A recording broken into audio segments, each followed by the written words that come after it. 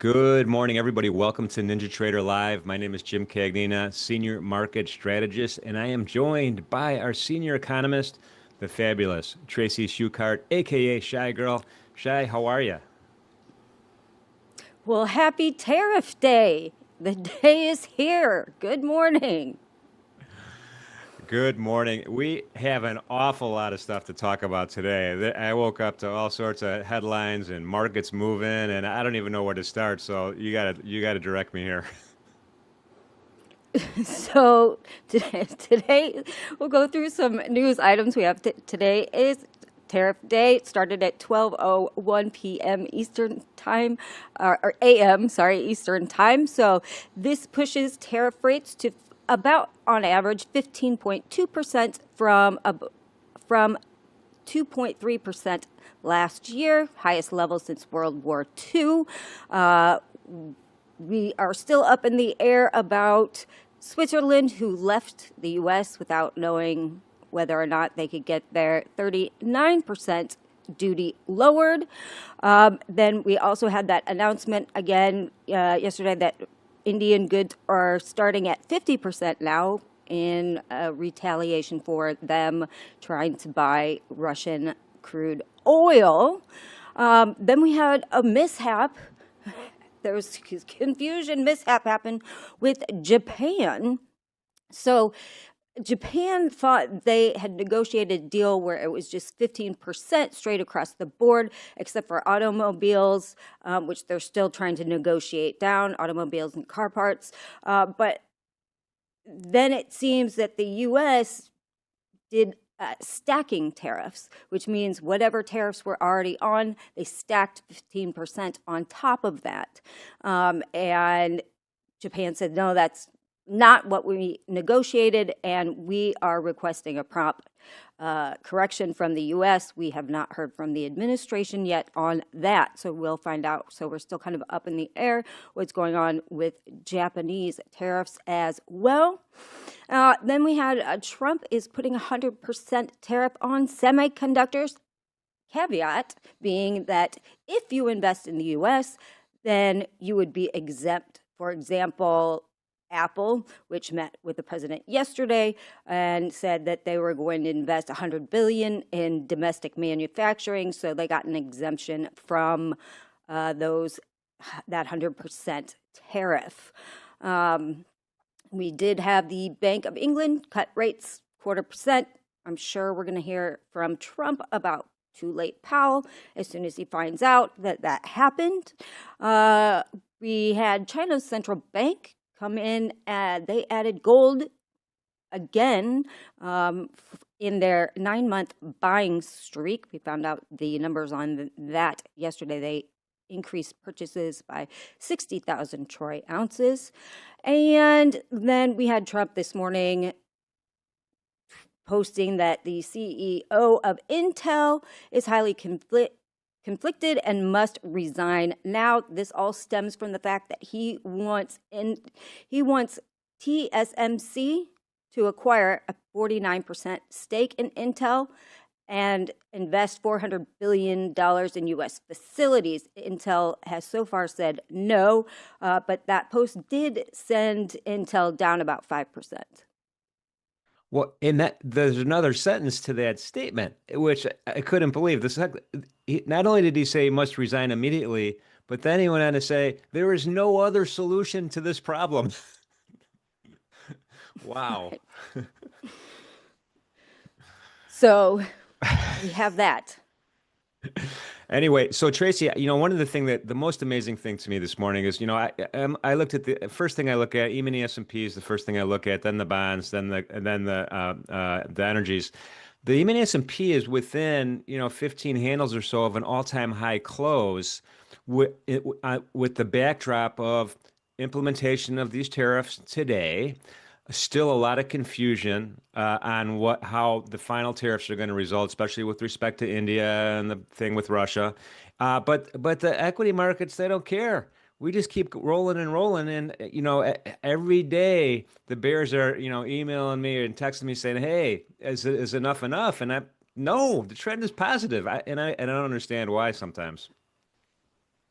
So, I just think there is a lot of optimism in this market. This market is still being driven by AI, right?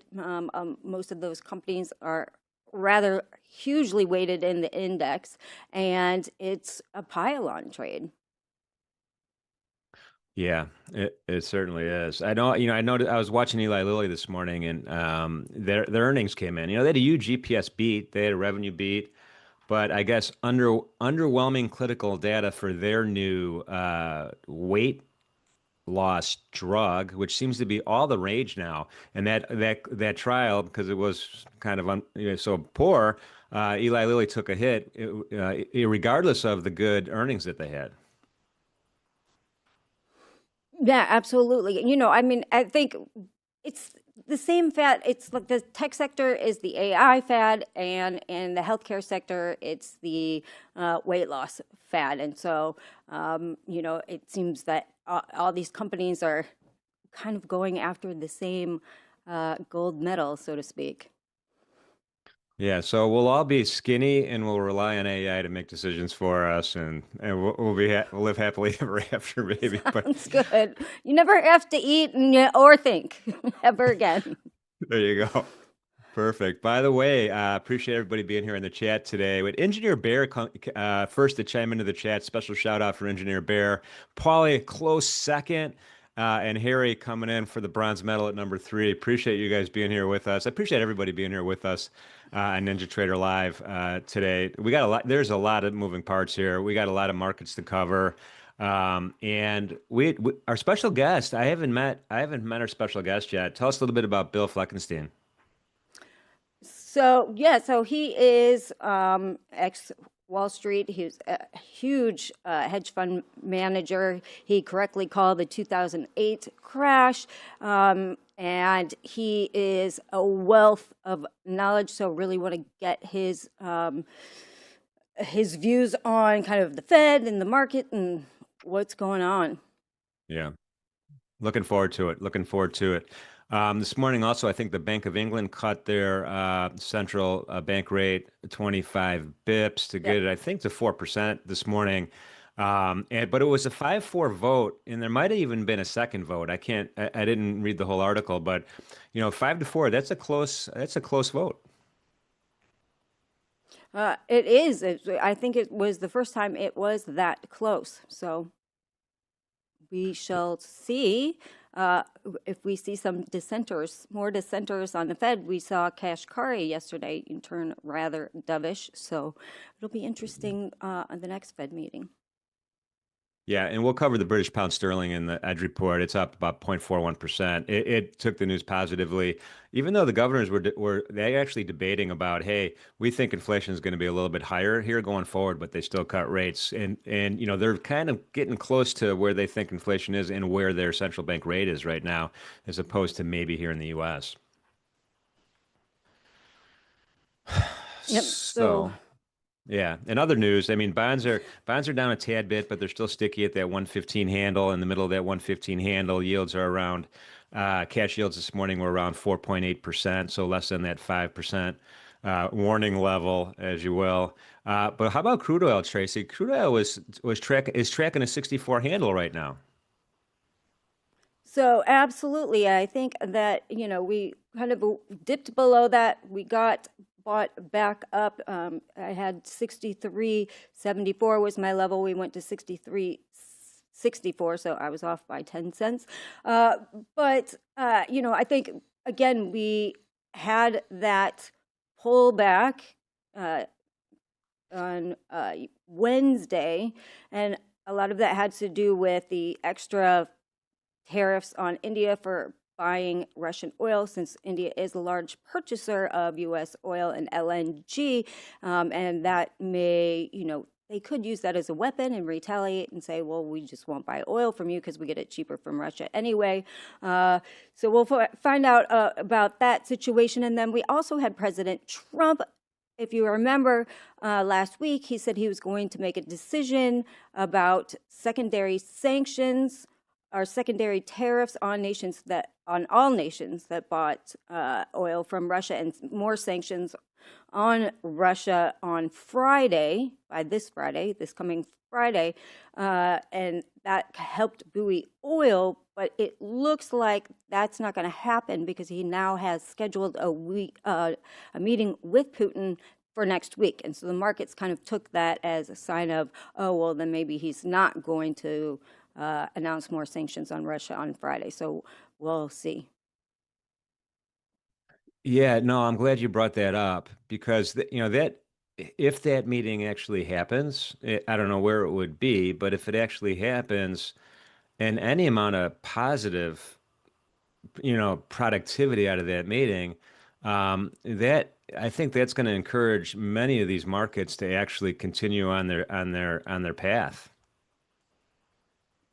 Highly likely, and Putin did confirm that meeting. So apparently they are meeting. It wasn't just like Trump saying that we're going to meet. There was a statement out from the Kremlin that said that there is a meeting scheduled. So we'll find out.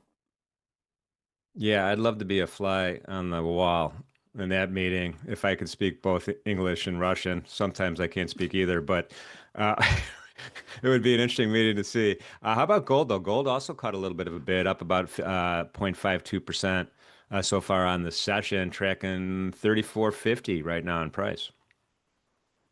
Yep, we have the entire metal complex is up. Copper, palladium, platinum, silver, gold.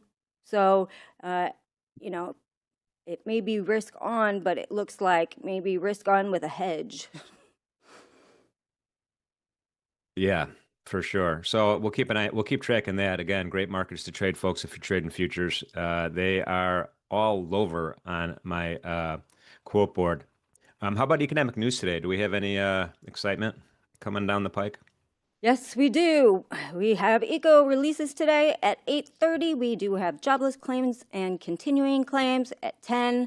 Wholesale inventories, 10:30, natural gas, and 11 a.m. New York Fed 1-year inflation expectations and consumer credit.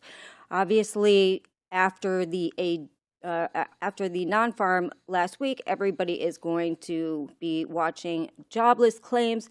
Now, again, the expectations are, let's see, 200 jobless claims, 222K. Prior was 218K. And continuing claims, 1.950 survey, and 1.946 was the prior. I mean, we've kind of been in this range for months and months. So I don't think it's going to be market moving at all unless we see some sort of number that is really outside of where we kind of have been at. Yeah, that makes sense. I agree with that. I think also do we have a 30-year bond auction later today at 1 o'clock? Yep. Yes, we do. That will also be highly, highly watched because everybody's watching duration 10. We had the 10-year yesterday. It was, I don't know. What were your thoughts on the 10-year auction yesterday? So, it was kind of good news, bad news. I mean, the high yield was lower than last month, which was lower than the month before. So from a borrowing point of view, that's good. The bid cover ratio is 2.35. That's not so great. That just means that the appetite for this was less than it probably could have been. I know some people say over 2 is good, but 2.35 for 10 years probably a little low. And I think we had more bank participation and less foreign participation here, also demonstrating lack of demand for this. But the market itself the futures market didn't really move very much. So. Yeah, well, we'll see what the 30-year, again, especially because we have all these banks saying don't touch duration. So we'll see. Yeah, no, I hear you for sure. And then later on today, don't forget, we have some great folks that are going to be trading the markets live today. And really quickly here, just let me tell you who's on the agenda, and I'll introduce Bill in a second. Pharm, of course, will be with me as usual. Chris Trading Boxes is going to be with us this morning. along with Leo and Stowe. So we have a great lineup today as well. Appreciate everybody being here at NinjaTrader Live. Tracy, I think it's time for a real quick edge report, and we'll get Bill in here. All right. All right, we're just going to start really quickly with the E-mini S&P here, and just kind of, again, I have the daily candle chart up here. I have my volume profile for the last 2 weeks up here as well. And right now we're tracking 6408, which is a number we've been talking about. That was an old point of control for this a couple days ago. And we wicked up to 62.24. And I'm kind of glancing across the board. I'm like, all right, where do we close here? This was a high close right here on the 25th. And that was pretty much the highest close that we see here. On the next day we closed about the same, right? So we're getting close to again another all-time high close in this futures market, this front month being September. So I have my eyes open for that, which is surprising because we had this big volume node all the way down here a couple days ago at 62, but we stayed above the piercing lines all the way up. And then we popped out of this consolidation range, kind of establishing a new paradigm here for this, and just kind of looking across here at on a 1, 2, 3, 4 days of intraday data, point of control 63.46, point of control 63.22, a little bit higher point of control 63.70, and so far today, even though we have kind of a funky volume profile distribution, 63.86. So these point of controls are trending up too, which is important because that's where all the volume is. Let's talk about the British pound sterling really quickly here. Remember, trading Forex futures is the way to go, in my humble opinion. It caught a bid today, right? We caught a bid on the news, right, of the rate cut. Right now, and this market is healthy. This is the British pound versus the U.S. dollar, and kind of arcing up here. The moving averages are starting to cross up here, especially the 8 EMA is trying to close the gap between itself and the 21 EMA. Stochastics are sloping up pretty nice as well.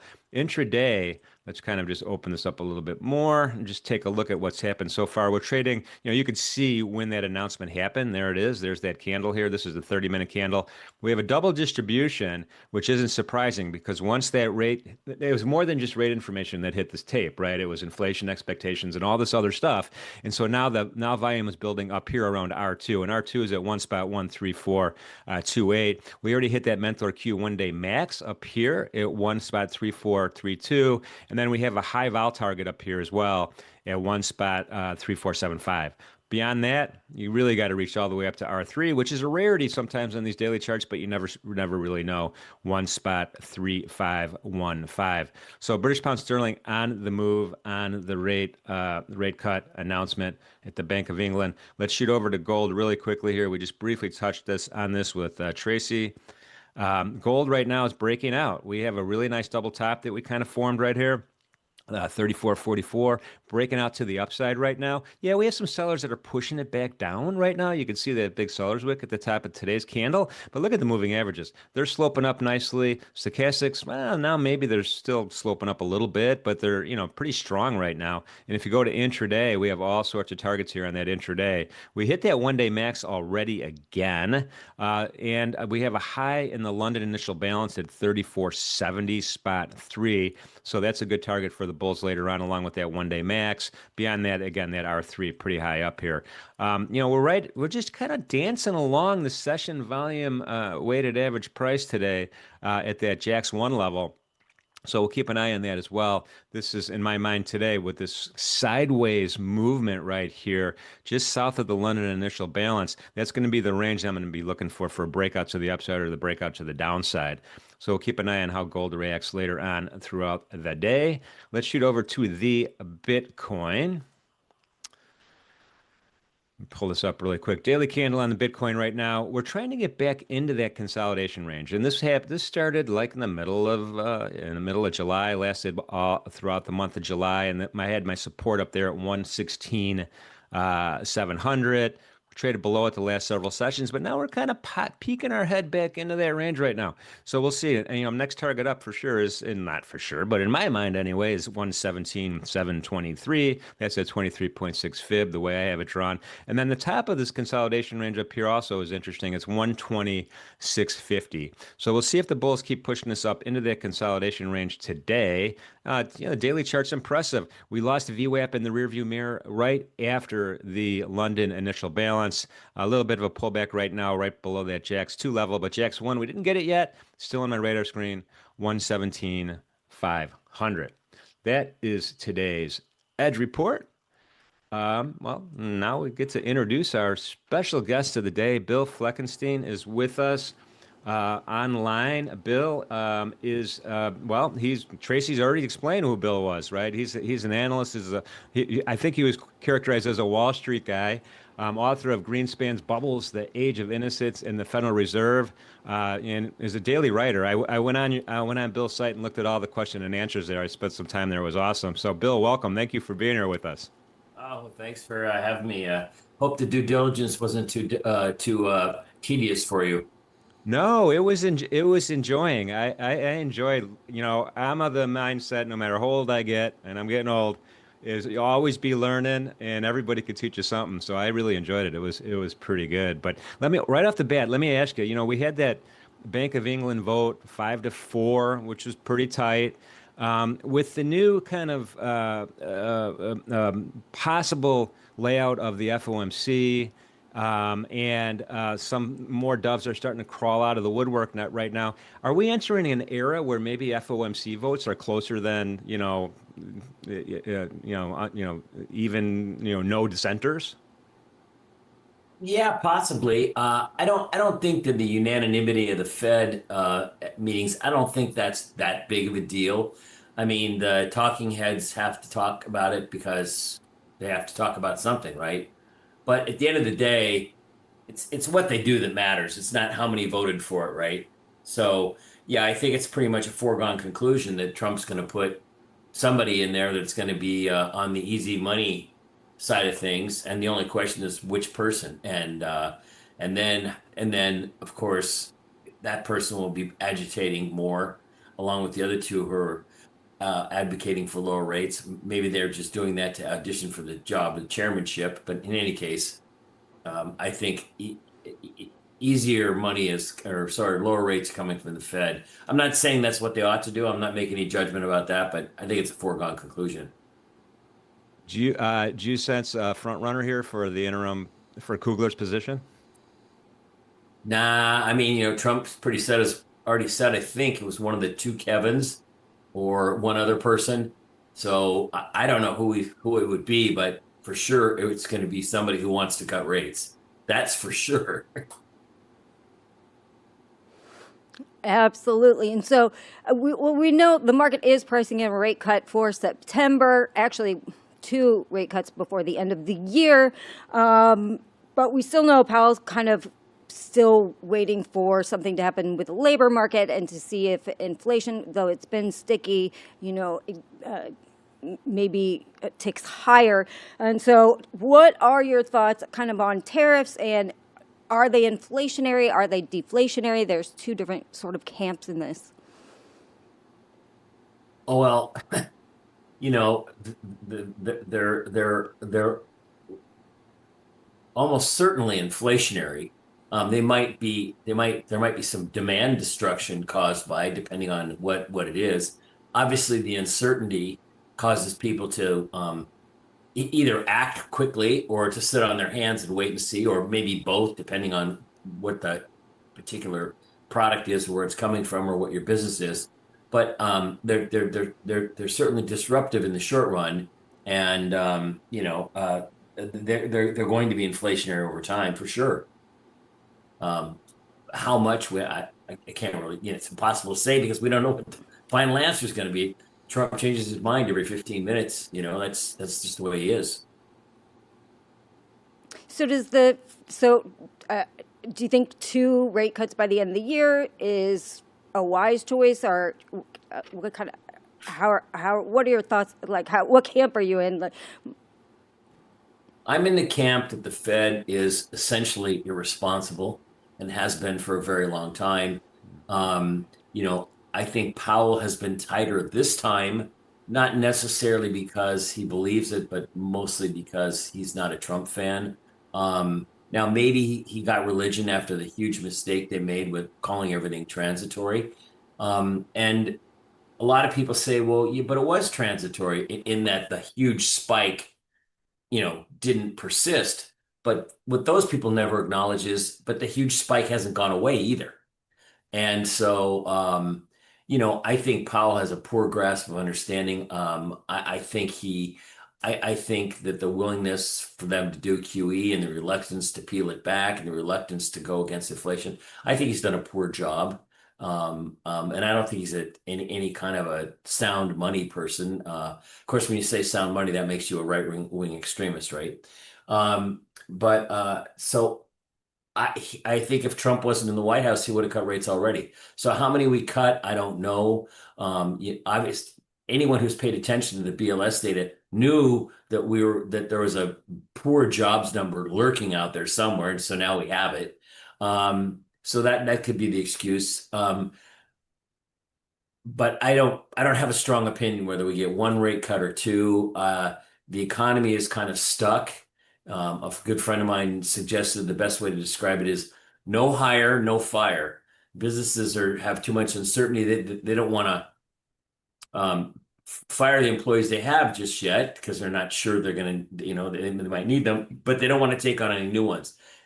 Then you see that with the a lot of college kids with good degrees, good grades can't get jobs. So it's a kind of an odd economic environment from that perspective. Well, my son And just graduated. My son just graduated. I hope he gets a job soon. Go ahead, Tracy. so, I kind of want to switch it over to markets. What are your feelings about, we had the April temper tantrum, or we want to call it. We've been straight up since then. We do have banks warning that maybe there's a little too much exuberance in the markets, but that really hasn't done anything to the market. So, valuations are kind of crazy in tech right now. Do you see, are we just going higher? Do you see any maybe dangers lurking in the background that people aren't really paying attention to? Well, there's plenty of dangers on depending on what topic you want to look at. But the fact of the matter is the market that we have today is not the market that any of us grew up with that have been around for a long time. The market share of the passive bid is so large that it warps how the market behaves. And what we saw in April was uh, enough bad news concentrated at one moment in time where it was bigger than the passive bid and overwhelmed all the passive bid and the systemic trading. Those guys got caught. And then all that's kind of wound its way back in now. So the thing you have to understand is it's a very dangerous market structure, but that's been the case for quite some time. So that alone, you can't take action based on that, but you have to know that's the situation. Um, and it's someday, one day, it will be a really big train wreck. But I can't say that we're there yet. I mean, what would it take to upset that would be some change in the employment data, which we may be seeing. But again, you have to have layoffs. You need less money coming in. You need some of the people retiring to take their money out, and then you need the wrong set of news to hit, and then you can break through that structure and you can vapor lock on the downside like we did a little bit last April. But it takes the right set of ingredients to get to that point, and I don't know prospectively what those will need to be. So I think you have to be aware that the structure is inherently dangerous, and plan for that. However you do that for yourself, and then I think you have to look for individual ideas that make sense to you, and that might be a short list or a long list depending on how you look at the market. You know what I mean? So since we opened the door a little bit here, is there a better way we should be looking at data like employment situation data that's not subject to accusations of being just totally bad, right? The BLS is getting beat on right now. Is there a better data source? How should we be looking at this? Well, you can look at like, there's a employment firms like Half, this is the Challenger data, uh, and then you can listen to conference calls and see what the retail environment is like, which gives you a look at the consumer. So you can find anecdotal evidence and piece together, you know, how it appears, how strong or weak employment appears, but we're kind of stuck with the BLS data from a governmental standpoint. And it's it's always been bad. This isn't new news, that the birth death model's flaky. I mean, you ought to talk about how the CPI is calculated if you want to talk about a piece of data that's tortured to death. So it's just that's the data we have. I don't know if to get a perfect look at the employment data, or I don't know how you would do that. Yeah, no, hold that thought one second, Bill. We might have some data that just hit the street. Shy, is there anything out there that raising eyebrows? Yeah, we just had initial claims came in 226K, expected 222K, not non-event, and continuing claims came in at 1.974 million. Expected was 1.950 million. So, little more jobless claims, a little more continuing claims, but nothing to write home about. Yeah, the futures just kind of shrugged. They yawned just now. So nothing to see here, folks. Yeah. Oh my goodness. Anyway, so yeah, I mean the jobless claims, and I guess back to Bill. I mean the jobless claims has been in the sweet spot forever, it seems like. Yeah, well, again, I like this description, no hire, no fire, that kind of explains that. That explains the problem with kids with good degrees, not talking about some sort of fluffy degree, that are having trouble getting jobs, and with some of the data you hear from the on the retail front, um, and then that sound weakish, but you don't really see it in the employment data, and I think that's why it's the aftershock from COVID, and then the uncertainty of the tariffs has put a lot of employers in that position where they don't want to let anyone go, but they're not going to add any new bodies because of confusion or the state of the economy. So Yeah. I think that's really where we are. Shy, back to you. And then yes, well, wanted to talk to you about because we always talk about the yen. I've seen a lot of people say kind of the yen may not matter so much anymore.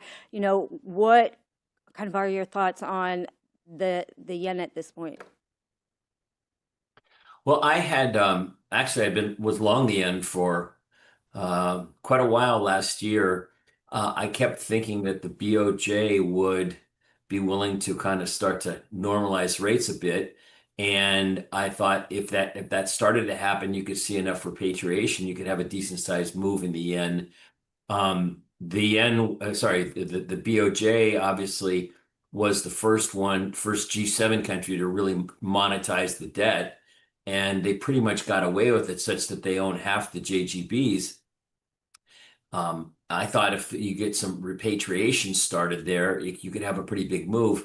If you look at it from a purchasing power parity basis, the yen is really pretty quite cheap. Um, but you've got this recalcitrance and on the part of the BOJ, and so I'm not really sure right now. I look at it all the time. I don't have a position. I think Trump has they have a situation where they want a strong dollar to fund the deficit, but they want the dollar a little weaker from a manufacturing standpoint. So I've thought that at the margin, Trump wanted a weaker dollar, would pursue policies that would engender that, at least for some time. That's kind of happened, but no currency has been a real beneficiary. And I think that's one of the reasons why gold has done as well as it has. Because if you have an ounce of brains and you look at the fiscal or situation in most G7 countries. I mean, do you really want to own the yen? The British pound or the euro or even the yen? If you're another central bank, and I think that's why they defaults to gold because uh, gold is the currency that's no one else's liability, and so that's why there's been so much activity on the part of the central bankers, and parenthetically the Asian, whether it's China or India, and yet here in America there isn't really that much interest. If you look at the open interest, sorry, if you look at open interest right now, it's quite low in the futures. But if you look at the shares outstanding in the GLD ETF, there hasn't been that much enthusiasm. And if you look at the mining stocks and look at the open interest, or sorry, the shares outstanding in the GDX, that's been weak as well. So there's no real enthusiasm for gold on the part of North Americans yet. We don't know how high it has to go for before it to be deemed cheap enough to buy. Very awesome. Bill, unfortunately, our time is up. It's great meeting you, man. I'm looking forward to talking again. I have a million more questions, but we gotta go. But thank you so much for spending time with us today. Thank Remember, you. I put Bill's, by the way, everybody, I put his X feed in the chat. And Fleckenstein Capital is the website and the book.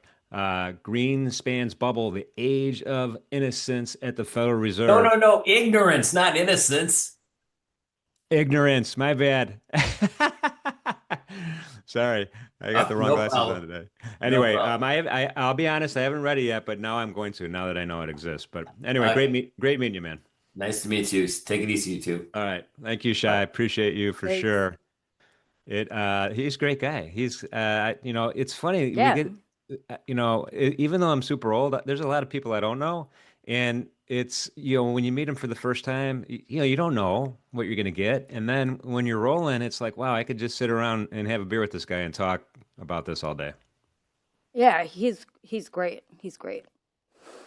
Anyway, all right, Shai, appreciate you as usual. It is time for tape talk with the one and only Farm. Farm D_KS. How are you, brother? Oh, good morning, Jim, to everybody except for that idiot in the cowboy hat yesterday on the show that wanted to short this thing. Am I right?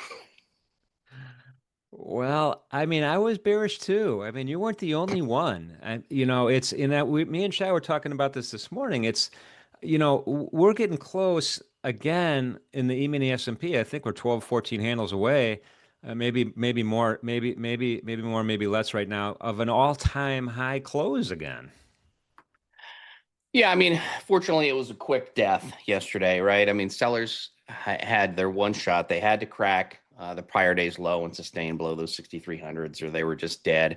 They came into the IB, and I mean, that thing was really well bid. I did take a couple of shorts that like worked okay, but it was one of those situations where like you're like, hooray, I nailed a short, and then you look up and you're like, oh, whoops. So it was one of those situations where I'm like, this bid is really firm, and by the time that thought comes out, the I was stopping out on runners very Yeah. quickly. So that NQ move was just absolutely insane, and obviously we kind of found out why later with what that news was. And it makes sense in hindsight because the night before when we had dumped below, I'm gonna get my days mixed up because I'm an old man, but so I guess it was Tuesday's low. So Tuesday night opens, and we dump below Tuesday's low, and then it just like sits there, Yeah. and there's just a mega bid that just soaks everything, and then you saw the lift, right? And it was like, Yeah. that's odd. So that starts to make sense. I guess the Signal Chats group got the text messages that there was big news coming. But yeah, I mean, monster move, and you see the squeeze we got once we got some key reclaims. I mean, obviously a huge move overnight, and it makes today like a little bit awkward to find the right spot, but we'll get to that in some of the charts. But yeah, it's been an interesting week of bulls kind of flopping, and then bears flopping, and then bulls flopping, and then bears remembering that they're horrible. So it is what it is, and we'll see what today brings now that we've had this monster move overnight. Yeah, I mean, the thing, I have a daily chart pulled up here. And again, I'm stretching volume profile across 2 weeks right now, just because, right? And because I can. Yeah. And this, I'm amazed at at the point of control. I mean, this is a really kind of wonky volume profile if you think about it, because we have these big volume spikes and then these big volume deficits, volume spikes, volume deficits, volume spikes, volume deficits. But, again, this is evolving. But when I see this point of control right here, that kind of snuck up on us a little bit at 63.70, I was like, wow. We've found a level here, and just kind of just casual glance. This is where we open. This is where we close. This is where we open. This is, in my mind, now a kind of a pivotable. I can't even say the word pivotal area on my chart at 63.70, and right now the Bulls are in charge. They definitely are. They definitely are. And we got a small spike up into the close yesterday on both NQ and ES. Really, NQ was a little bit more clean to me into today, just the location of the spike relative to last week's profile. So when we get there, I'll start with that. But Okay. these big gaps can be awkward. But I mean, yeah, you could stretch a profile over 5.5 weeks. I think it would be.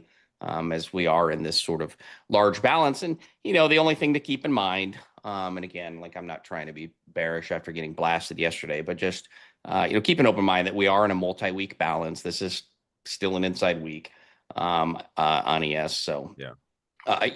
things can be two-way and you can be caught off guard in a given situation. It's all we've seen the last few days. Things looks great, and then they go badly. Things look terribly, and then they go very well. So, open mind, but, this it's a good look so far, especially if this move is sustained for bulls. They would have to give back kind of quite a bit to be in some trouble here today. Oh yeah, no, I agree with that. And by the way, I woke up, I don't know, 2 or 3 times last night saying, don't say PAX lines when you're calling for Pharm's charts. Don't say PAX lines when you're calling for Pharm's charts. So you're not the only one. But I think we're ready for you. I think we're ready for you, man.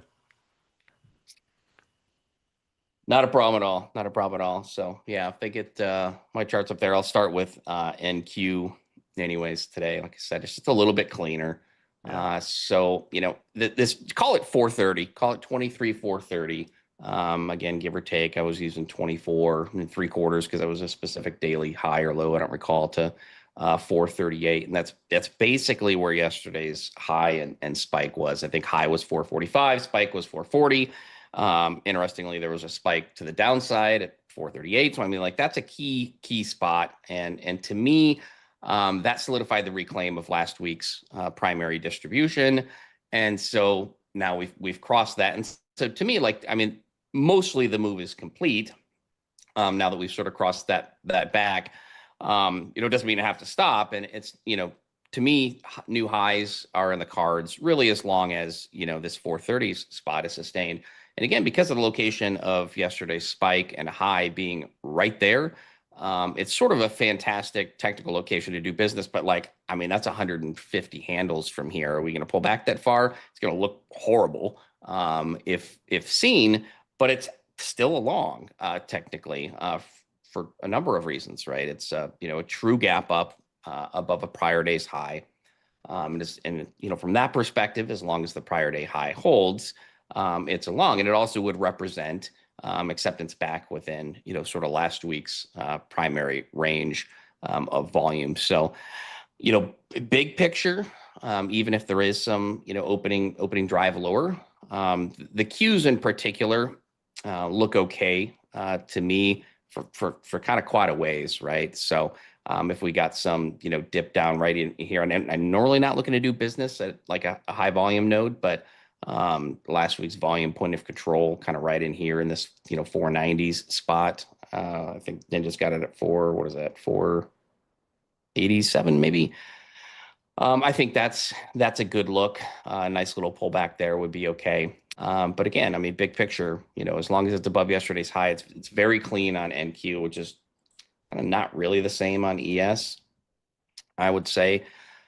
Reason being, so I was using 63.95 to 6,400 for this week to sort of represent a potential reclaim of last week's primary distribution.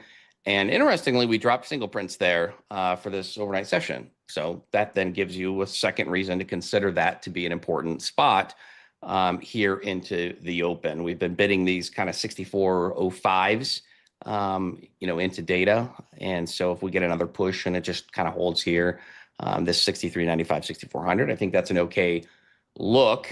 But, again, like big picture, we've got a spike from yesterday. So 63.77 to 63.79.5. So 77 was the base of the spike and 79.5 was yesterday's high. So, holding that is fine. The problem there is, now you're back outside of the meat of last week's range. So that's kind of suboptimal. So that's why I say like NQ is more the location of its spike relative to last week's profile is just a little bit more clean. But still, if sellers aren't getting back into yesterday's range on ES, then it's hard to want to be short. You want to give them the benefit of the doubt to potentially reclaim this sort of 6,400 spot, give or take. So, I mean, that's the big picture look. I think ES still has some more room. You saw again, like NQ, it sort of reclaimed last week's primary distribution and it crossed back up towards the highs. ES hasn't quite made it there yet. This overnight high is going to be right around 6,400 SPX. So, that's going to be an important spot. And we had just sort of a little high volume ledge up there off last week's profile. So little stall there was okay, given how far we had come. So I think you could definitely get up towards 64.35. Again, really as long as 63.95 to 6,400 holds or is broadly, reclaimed. So that's kind of like my big picture, I would say, for today on these big gap ups. I do kind of hate trading really large gaps like this, but the NQ location of yesterday's spike relative to last week's profile is definitely appealing to me. It seems optimistic to think you're going to get 150 handles pullback or whatever it is into the open. So we'll see. Yeah, I mean, I was looking at the ES this morning, and nice point of control right at that 6409 number, which, by the way, me and you talked about 2 days ago, and it just seems to be a high volume area right now. But really, what interested me the most is that London initial balance. We had a little bit of a trade lift, not a lot, a little bit of a trade lift during that first hour at London. And then after that, boom, we're off to the races. And we've left the session VWAP in the rearview mirror right now, above 0 DT call resistance, above 0 DT gamma wall. So it's, again, we break these milestones surprisingly quickly. And now we find ourselves going, okay, we're coming to the open right now. What is our expectations? And so when I'm thinking about that, I'm like, well, unless there's some kind of weird anomaly, it's a Thursday, the news came in okay today. This April 7th is tariff, implementation day, supposedly. The market's assimilated all of this stuff and we're still cheery right now. So, my bias is a little bullish today. Yeah, I mean, I think it has to be objectively coming in here. I mean, the only thing that you do have to keep in mind is that, a lot of this is likely squeeze, right? And it is an overnight volume. We've been watching that 58 spot, 63.58 spot all week. And so once that was kind of reclaimed and bid, you get that squeeze because anybody that was short, that Friday session, I mean, they're dead. And then you start running back through the short stops of sellers from Thursday, I guess it was, right? As you work back through Thursday's range. And that's kind of what tends to happen there. And so you do need some new initiative buyers to kind of come in at cash open and say, this seems like a good day to buy. There's no reason to think that won't happen. But, some semblance of a pullback would not be unreasonable at all. And again, I just feel like NQ's got a little bit more room for a pullback before things get iffy. Because I'm just going to feel like it's a little bit awkward to me now that we've made this move. It's going to be a little bit awkward to me between 63.77 and 6,400 in that range. Again, I probably would give bulls the benefit of the doubt there as long as they hold yesterday's high. that they can make an attempt to then reclaim 6400s. But I'll come into the shorter time frames, like just in case we get some kind of nasty puke. Again, no real reason to suspect that anything like that is going to happen. Big picture, before this move, I came in today saying like, okay, 58 was the spot, right? And then yesterday also had some single prints just below there. And so for me, as long as that held broadly, even if we failed to accept above yesterday's spike, 77 to 79.5, bulls would probably be okay. And I would give them another crack to reclaim 77 to 79. You can see the spike was sustained all night. So, everything looks good from that perspective. But we also saw, I'm trying to remember what day it was, but just a few days ago, we had sustained above exactly a spike right at the 58 spot, and we had sustained the entire night. And low of session for the night was basically 58, and that was the prior day's high and spike. And then what happened? Well, I mean, we sustained it. It was long the first 30 minutes, and then data came out, and everything went to hell, right? So you never know. So it's good to know what the risk is. And so to me, if you lose these, the 77, 79, you're probably coming down towards the overnight low, which came in at 64. I was going to say 63 for today as an individual level. Now that we've traded back through this large range, I don't like having an 8-handle range. So I would say instead of 58 to 66, I'd say 63, 64, the overnight lows at a key structural area. And then that 58 and just below is kind of a must hold for ES.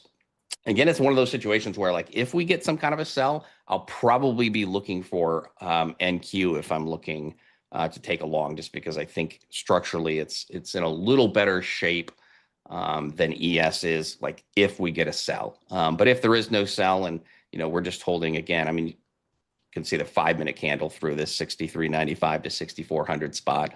That as long as we're holding there, that's a good look. And I do expect to clean up of at least 6430s, and then you're talking about new highs. And I mean, you have to keep in mind that the high is not good. ETH highs everywhere, so you do generally have a bias towards those being taken out ultimately.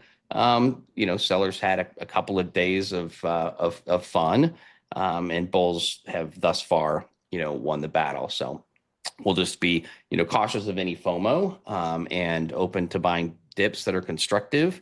And as long as these initiative buyers show up today and sustain this move, then nothing doing, and sellers are in a little bit of trouble. And you just keep in mind the back of your mind that it is a multi-week balance, and we're coming up into range highs as we approach say 63.40, 63 or 64.40s, I'm sorry, 64.50s. Yeah, I mean, looking at the Nasdaq, I think 848 was that peak wick high right now. Our daily range has been so far today 252 handles. The ATR is 304. So if that's your target wick today, that would be a massive rally to get up there. But anything could happen, right? I mean, any given Sunday, anything could happen, especially in the Nasdaq market right now with AI being front and center on everyone's mind. And even with Intel under pressure, that's the other thing. I don't know if you saw that headline, but basically, the president said we need to get rid of the CEO of Intel immediately. There's no other solution. That's interesting thing for a sitting president to weigh in on. I don't really like to hear that. I mean, I don't have any comment on it or thoughts on it. I don't really follow Intel too closely, but I'm just not really a fan of hearing that's not really his business. But I didn't see why. I didn't see a whole lot of the news from yesterday. I had some family stuff going on, so I was sort of in a rush to get the plan out as Trump was talking. So, I don't know all the details. I saw the 100% on imported semis, if I remember correctly, which probably doesn't happen. And I think that was unless they build out here and then they avoid them. So I think that's part of what made it a bit bullish. But I didn't really see that news. But clearly the market took it well. And I think there were some other people that weren't really sure if that was going to be the case, but they certainly did, and sellers having to cover helped with that just a bit. Yeah, the futures markets are smarter than other markets. I'm going to go out on a limb and say that. I've been asked this question before. And copper's a great example, right? We had all the tariff stuff that was announced and unannounced and reannounced and unannounced again. They had that huge, huge rally in copper and a huge, huge sell-off in copper. And then right now, this market is the last few days, it's been trading sideways, right? It's already assimilated this information. It's already decided what the right price is. And so that's a great copper market right now on a daily chart is a great example of, hey, we're going to look ahead and we're going to tell you what's happening here. And I think the same is true with the equity markets as well, although maybe a little bit more sensitive to short-term sensitivity to just wacky stuff that's thrown out on social. Yeah, I think that's right. I'm going to go back and pull up my daily chart on ES, I think here, because we had sort of drawn that box on this chart here. And so we can see again that the orange was basically the gap, which was 63.11 and a half to 63.58 and a quarter. And now we're back in that upper half of that box. So we could continue to fill out volume in this upper half here. And, from there, a clean break to the upside of this. I mean, after consolidating for a couple of hundred handles, upside targets are a little bit higher than many people would have thought reasonably possible for this year. So it'll be very, very interesting ultimately to see what happens here. If you get some kind of cleanup of, the overnight highs and leave a good high and fail back into this range, then things get a little bit more interesting into the fall. But, to me, if there's a clean break with continuation of this range to the upside, you're talking 6,600s as not being unreasonable at all. And then, that if that's all happening like before the end of the year and some of the, end of year chase that happens and positive flows, yeah, this thing's definitely has potential to reach prices that would be kind of silly. So, very, very interesting to see if and when we get this breakout to the upside, or if we're just going to chop around in this range for a little bit longer. Traditionally, typically, I guess, September, October's can be like a little bit awkward. And I think a lot of that's going to depend on how the data turns. We did have, NFP, seems like we've forgotten all about it. Hasn't even been a full week. But let's see if that trend continues, if it's revised again. So I think it's best to, just keep it in the back of the mind. It's very easy. Price will change sentiment faster, than anything. Right. And so now that we're on the moon today, everything's bullish and, there is no bad news, to us. And we do have to sort of keep it in the back of our mind. But until the market cares about it, we don't care about it as traders. Yeah, I think it's reasonable to think, hey, you know what? That old area consolidation where we had that resistance up around 63.25 last month could be a nice base now, could be support. And then, the highs could be resistance. And I could make a case for a sideways channel movement going forward here to get us through September, at least till the next FOMC. So we could see that kind of consolidation only at a higher level, right? Where the base would be, about 62.30-ish, give or take. And then the top would be around 64.50. And then just kind of have that sideways action as the rest of the summer plays out. Yeah, I'll tell you what this reminds me of now, this 62.40 spot, because again, we had, a couple of wicks right into that spot and we swept it by like a handle and a half or something, 6 ticks, I guess it was. I think it was 39 and a half. So I was hoping for a fresh sweep of that this week. That was not to be, bottom of range. You have to respect that. And it certainly, Bolster has certainly defended it for sure. This reminds me of 57.24 from last year. We came down, and I don't remember the months, but we came down to 57.24 ES, I don't know, 3 times maybe from above. And over months, right? Not just in a couple of days. It did hit a couple of days, but 57.24. And the damn thing was never swept. And it was just extremely firm and ended up leaving a big low volume node on, whatever profile you're looking at, your date or composite or monthlies, whatever. This starts to feel like that. And so we saw what happened once 57, 20s, 57, 30s were lost in Q1. It got pretty gross. I don't see that anywhere near like that yet, because I mean that was many months of consolidation above 57.24. This is just like a few weeks, no big deal. But I still think, like, even if you pop these highs and fail back below, it looks disgusting, and then you come back in here, we could very easily pop these lows and reclaim again. And it would actually make for some fun two-way trading over the summer, or the rest of the summer and into the fall, I suppose. But it would be maddening to a lot of people. So I'm here for that if they want to do that. But clean upside break and pretty big upside targets, I suppose. Yeah, I hear you, man. Well, that was awesome, man. I appreciate your time this morning, as usual, getting up early in Arizona. I love is that purple or blue, that shirt? This is navy. Yeah, navy today, which is, I shouldn't have worn it after black because it looks awfully close, but that's just the way that it worked out for this week. I like it, but I'm going to have to admit, I'm going to be honest with you right now. The man in black, you can't beat that. You can't beat Black that. was pretty good look, but go back. We'll have to go back and see what day I wore the cowboy hat last time. I'm pretty sure it might have been a big up day. So we'll have to keep that in mind, because maybe that's a thing. Anytime I wear the cowboy hat, it's just Rip City. So we'll keep an eye on that. There you go, the Pharm indicator, man. You get that black cowboy hat on, get ready to hit the buy button. Guess so. I guess so. We'll have my calves donated to science after my death yesterday. It was a quick death, not painless, but quick. So I couldn't be short after the IB and singles and all that kind of stuff. So a couple of shorts and then an ass blasting, and just watch it go. Oh, that happens. It happens. Anyway, great talking to you this week, man. Tomorrow's Friday, so we're not going to see you again until next week, right? That's right. That's right. Yeah, I might even take the entire day off tomorrow. We'll see, after getting a shellacking yesterday. So that's usually good to do. Take a day off. Weekend plans, Farm, or you're just chilling? I think we might be going up north, actually. I'm trying to keep track of the schedule. Wife's got it on the calendar, but we've got a place up north that we've been working on for a while. It needed a lot of work, and it's getting very close. So we've been trying to get up there and put together the last of, we've got a couple of beds to build for the kids, because of course we went kind of silly and got them like, fancy beds and all that kind of stuff, which is like, 7,000 steps of building. So I think that's what we're doing this weekend. We'll see. Yeah, awesome, man. All right, man. Great talking to you, man. Have a great weekend, and we will talk to you next week. We'll see you next week, Jim. Appreciate you. All right, everybody, hit that thumbs up for Pharm. Hit that subscribe button. That's another button you could hit. It's free. It's easy. It helps everybody here.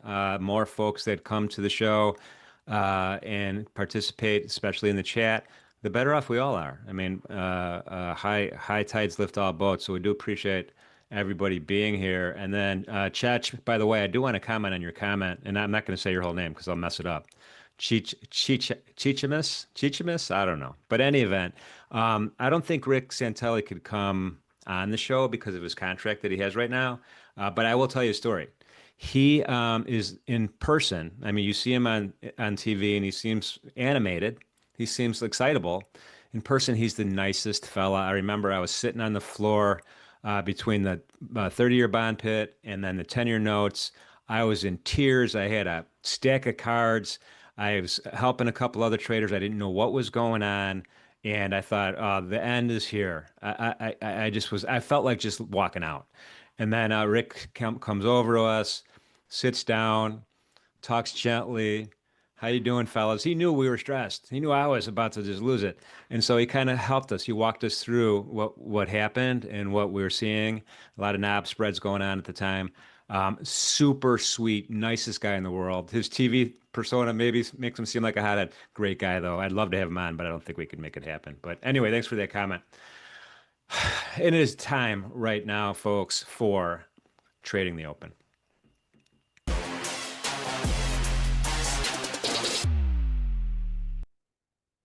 Christian, Trading Boxes. How you doing, Chris? Hey, Jim. How's it going? Good morning. Good morning. You look fabulous as usual. How you feeling? I'm good. How's your Thursday going? Pretty good. Pretty good. I feel good. I have a lot of energy. I've been trying to live healthy this week. Good, as we should. I know, but every once in a while that martini glass floats in front of me, and I have a tendency to grab it every once in a while. Yeah, you're asking who put that there? Oh my goodness. No, I got to see my kids this week, so I got to see both my boys, so I'm in a good mood. Good. That's great. What are your plans for this weekend? I have to go to Charlotte to a little road trip. Thank you for asking. My mother, who she's 84, fell and broke her hip again. And so she got out of the hospital. Now she's in a rehab facility, a really good one, physical therapy place. Yeah. So I'm gonna go and hang out with her. I mean, those places are boring, and so I'm gonna go up there, hang out with her, and spend the weekend with her. It'll be good. She'll be home soon, so it should be good. But thank you for asking. How about you? What are you doing?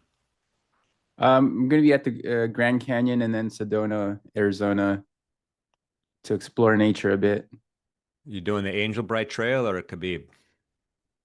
Ah, gosh, I don't know if that's what it's called. Is that what it's called? I can't remember. So there, it depends. So if you're going to the South Rim, there's two paths. There's one called Angel, I think it's called Angel Bright or something like that, and the other one is called Khabib, which is a little harder, it's steeper, but you get down faster. It's hard to get all the way down to the bottom and back up to the top the same day, by the way. And then there's the North Rim, which I don't have any experience with. But regardless, it's beautiful. Whatever you do, even if you don't go down, it's just beautiful. Yeah, it is. We're going to be staying. There's this, maybe I think 25 minutes away, or maybe it was 25 miles.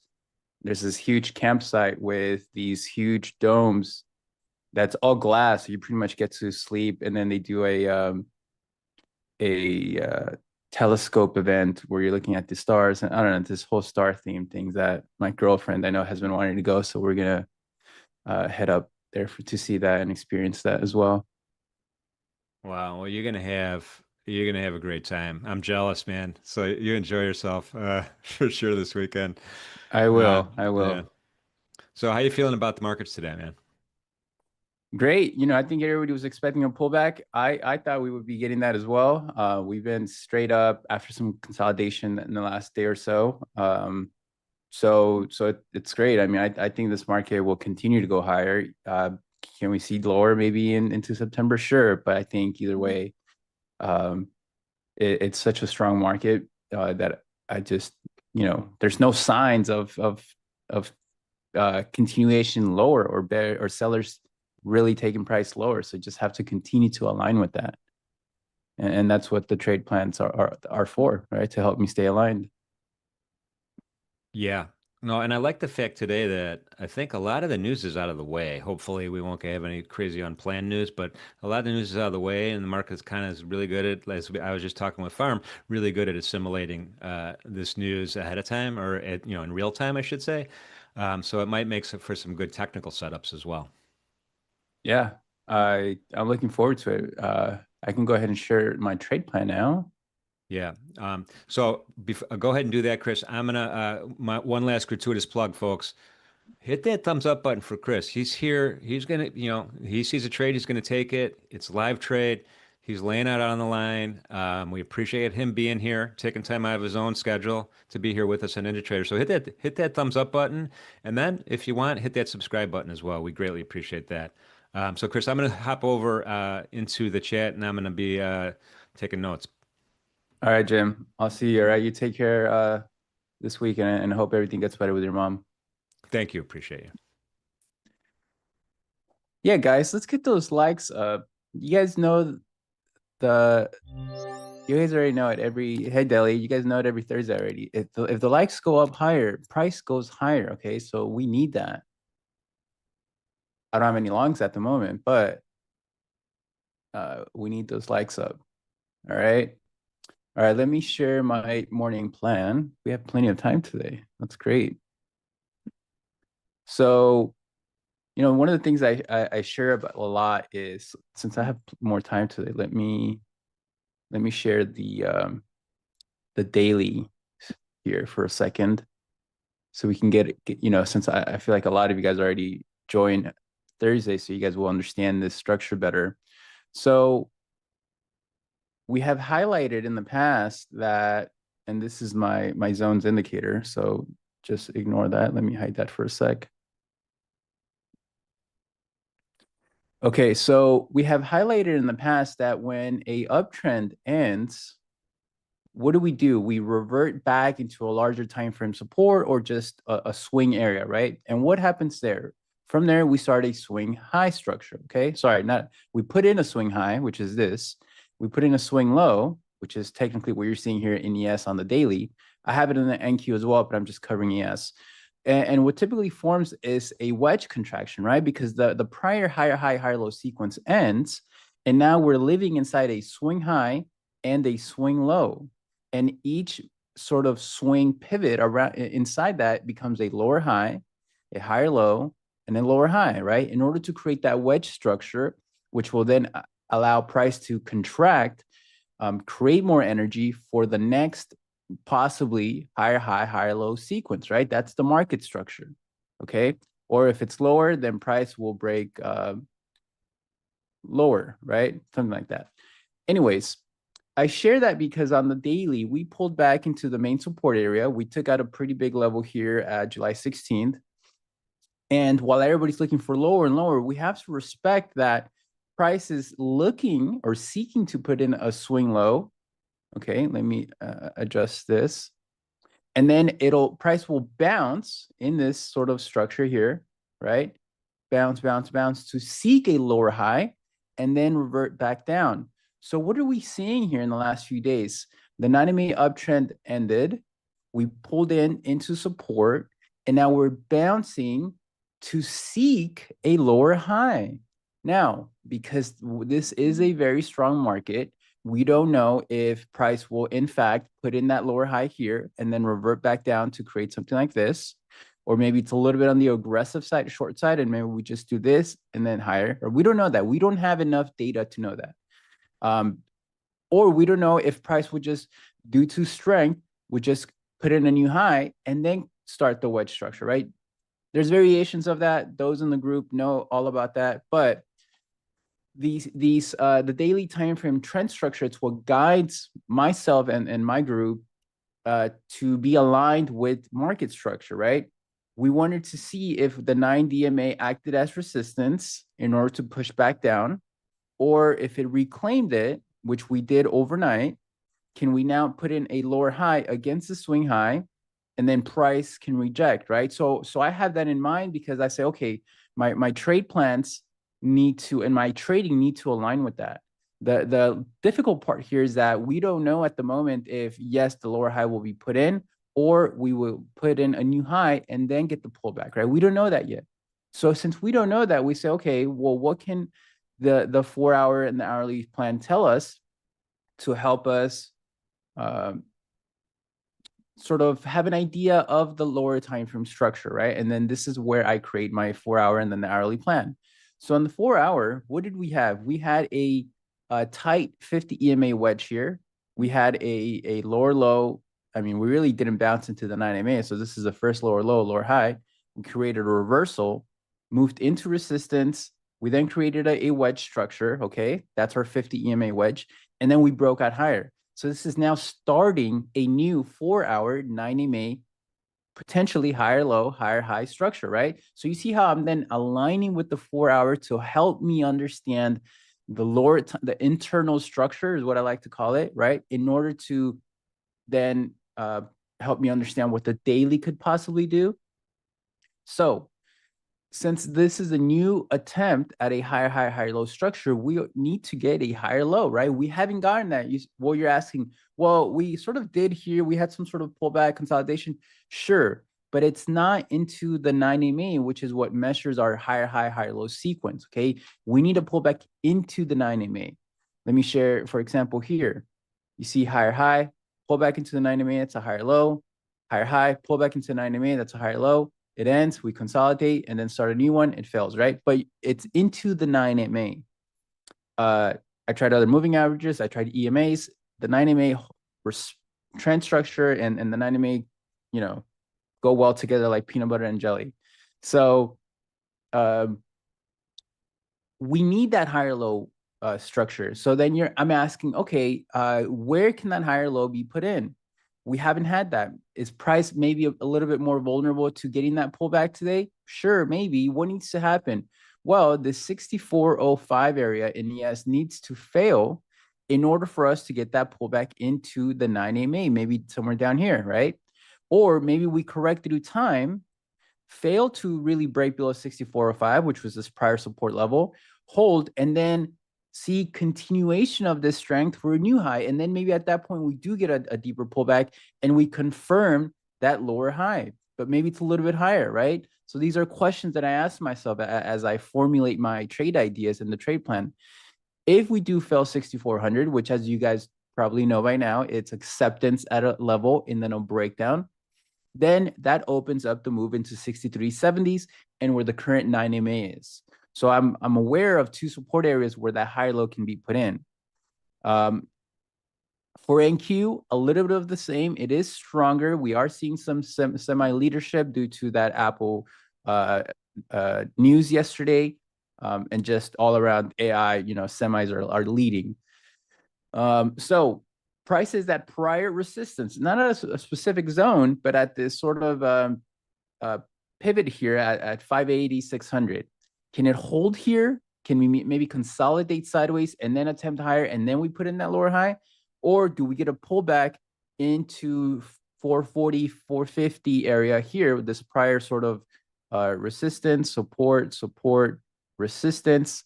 Not exactly, but maybe it acts as support now, right? So that would be my next support area that I'm looking for a price to hold and buyers to show up.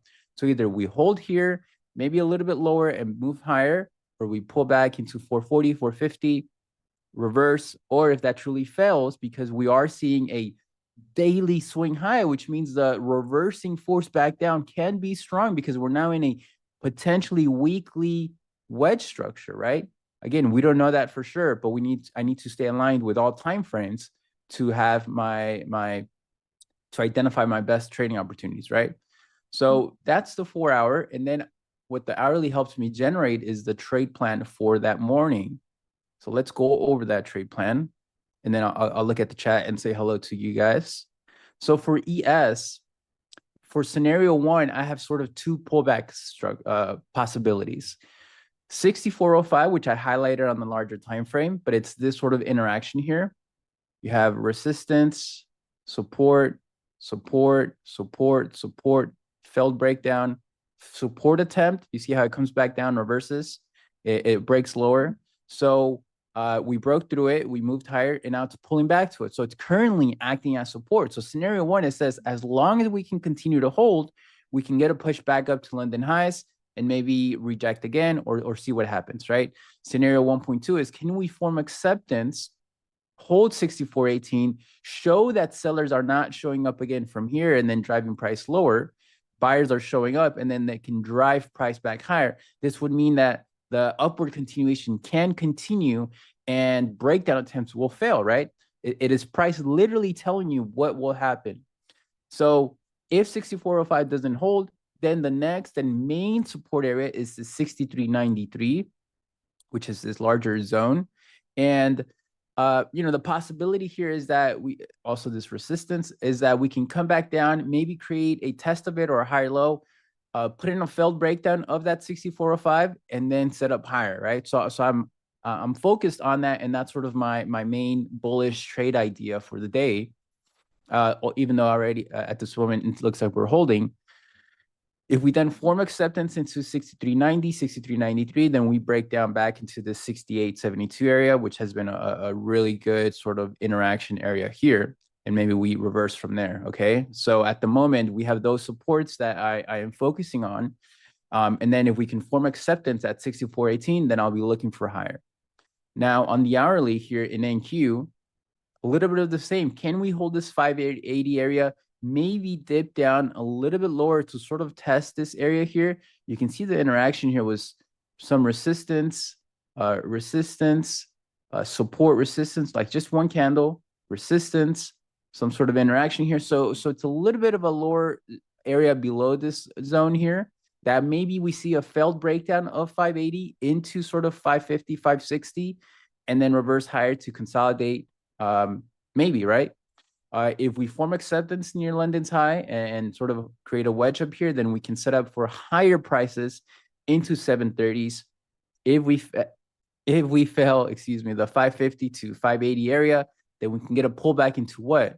Similar to ES, this recent overnight resistance. Maybe we can pull back there into 500 and bounce, right? Something like that.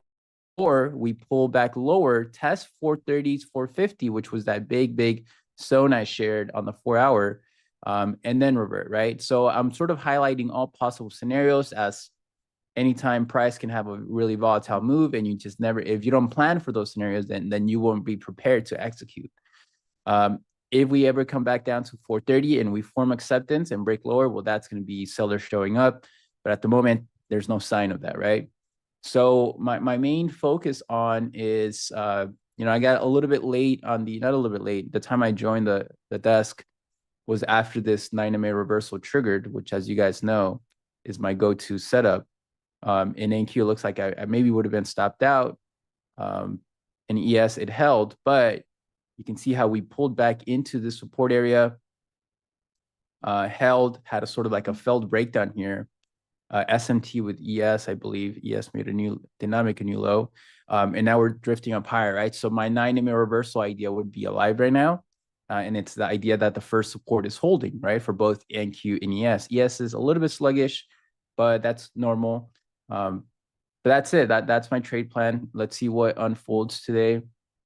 Let's go ahead and look at the chat now that I went over that. Good morning to everybody. Let me go over structure. Thank you for getting those likes up. Can never be too greedy on those likes, you know? Let me go over the questions here, or say hello. Sarota, good morning. Video Starcade, Mikey, good morning. Emilio, Ivan, let's see. Infinity Works.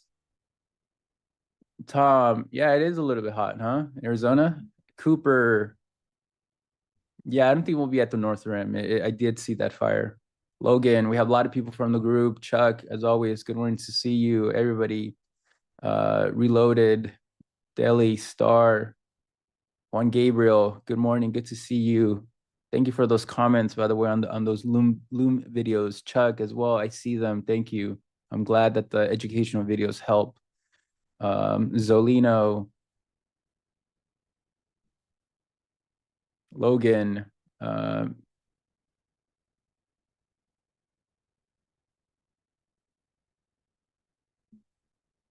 is this guy from the US? He says well instead of good, and terribly instead of bad. I don't know that some of you spoke properly. Is that like a compliment sandwich? It's like you say something nice, and then in the middle, it's not nice, but then you end with a nice note. Cool. Anyways, Felix, good to see you. Radish, Videos Arcade, absolutely. We have to start off with the morning planned, right, and execute. That way, you don't have FOMO, you don't have greed, you don't have uncertainty. You just show up. If price, I don't share it here, but I create these trade ideas every morning, and then I execute those trade ideas, right? Let me see if I can share that. Let me see if I can take a picture here. I don't think I can show that. No, it won't move over here. Yeah, I can't show that. But I create trade ideas for the group and myself, which is where I'm looking to trade. And then I show up and trade those trade ideas, right? So I already know where I'm looking to trade. And I just wait. I don't need to. I look for that in the mornings. Like I know my locations, my area. Hey, Tracy. Yeah, Amelia, thank you. Shake, Michael. Hey, Mark. Dr. Serena in the house. Thank you. Question here. What are those levels you have plotted all over the charts? Those are zones. Those are support and resistance zones. The different colors mean different things. Then I have these gray zones, which are 5-minute zones, all put together to create an amazing indicator that I have only for the group. and it's what helps generate these A+ locations for our reversal ideas, which is just a fantastic algo zone that I created that aligns with the volume profile, order flow. You know, sometimes it's like, oh, well, I'm looking at this, but I only see a zone, right? And it's funny how I may not see what's going on maybe on the deep internal price action, maybe on the order flow or the DOM, or on the volume profile side, or even a Fibonacci retracement, but it aligns so well with these zones that I've just come to just use these zones. Carlos, Jose, morning.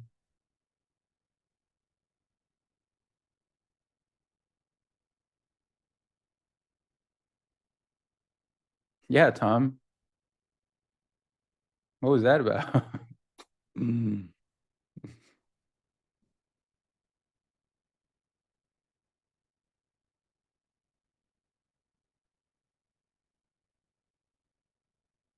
Yeah, you can get the RR indicator at Ken. Good to see you.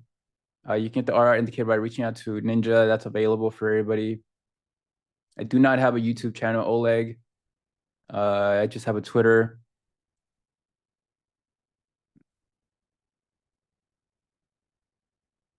Is that what happened, Gary? The guy who wrote that book? Uh,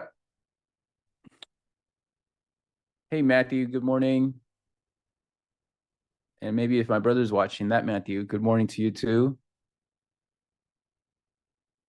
Oh, it's Steve. Oh, you created your account. What's up, dude? Childhood friend and neighbor. We grew up together.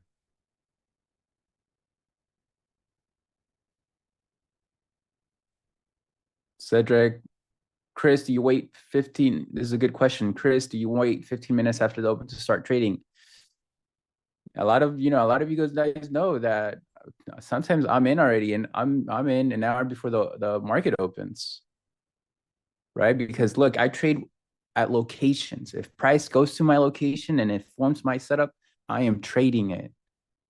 Okay. Doesn't matter the time. I don't put limits on the time. I'm trading whenever there's the highest probability where a reversal can take place.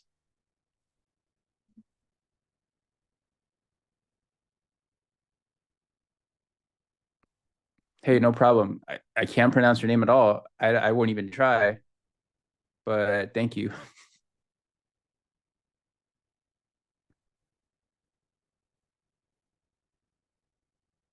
So let's see what happens here. We're consolidating sideways. We have 3-4 minutes into the open.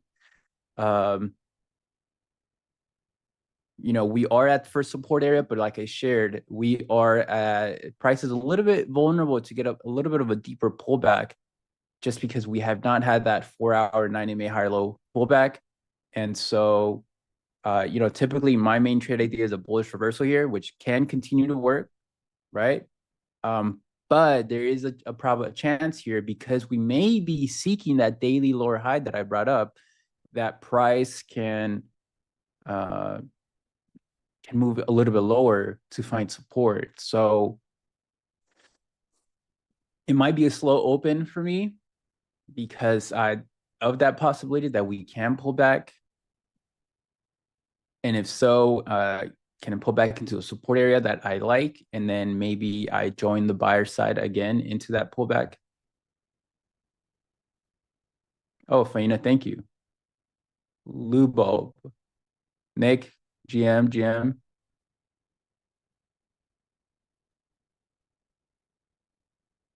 I use the 9 SMA, the yellow, the 20 and the 50 EMA, which is what this EMA cloud is.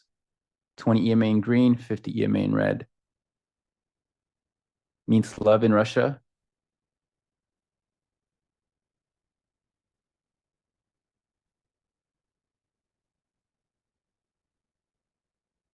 How do I gauge the setup quality if you can't know the probability? With requirements that need to be met. If the requirements are met, then I know that is so ES just made a new low. So you see how I'm sharing that price can be vulnerable for a pullback. And this is sort of the action that you're seeing to get that. We have 2 minutes into the open. So I'm just going to wait to see if we do break this area, because look, if we do break it, we still have support into 63.90s, right? So I'm not looking specifically too short, because we can come back down here and then reverse and create a failed breakdown. So I'm waiting to see if that happens. Can this mean I'll miss a fantastic short? Absolutely. But due to the overall daily structure that we formed in the 4 hour, I sort of want to align with that, right? So I don't get FOMO anymore for missing a move, because if it didn't meet my plan and my requirements, like, what exactly did I miss? Nothing.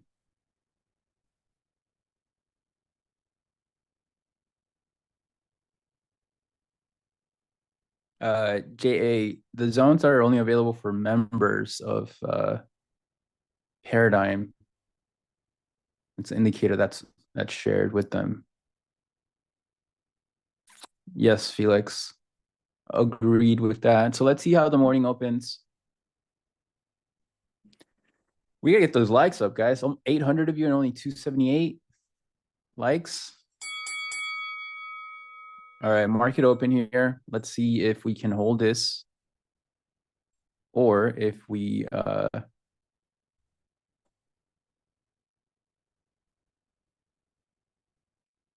do get that pullback into the next support area here.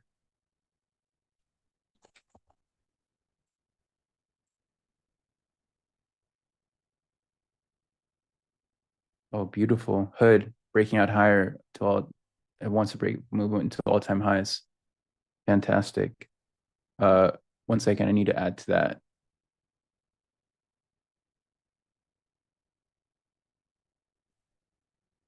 All right, so I'm just waiting to see if we can pull back into support.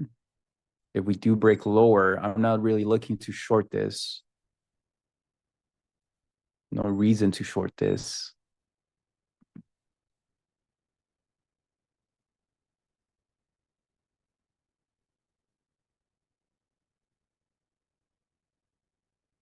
So let's see if we remember, we're looking for that lower low, lower high structure, lower low, lower high, lower low. See if that sort of comes out. If not, then maybe we hold, right? Maybe this is just like a SMT between ES and NQ. Let me see if I can add to hood.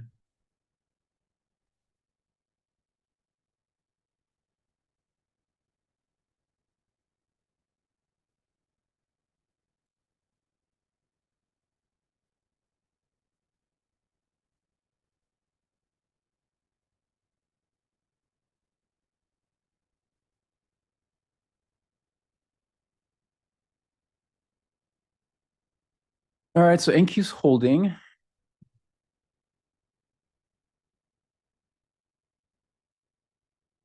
Tesla's also, trying to pick up.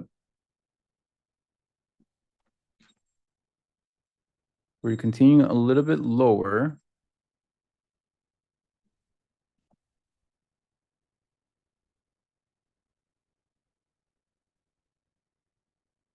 But weak, again, remember, we can be weak. I need to be patient here.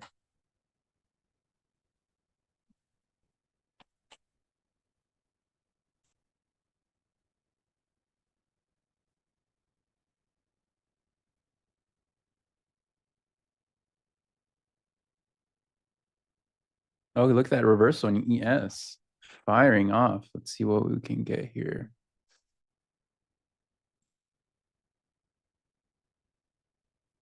So far it's holding. So there's a pretty big SMT at the moment. The ES made a new low, NQ didn't. NQ back up.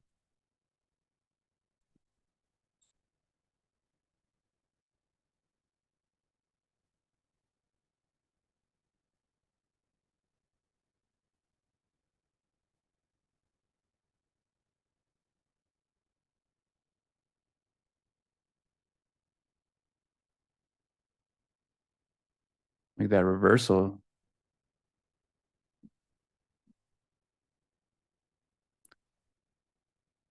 A little bit of a range bound action still. So what I want to see is, this is good action. We did hold that sort of breakdown attempt right at the open.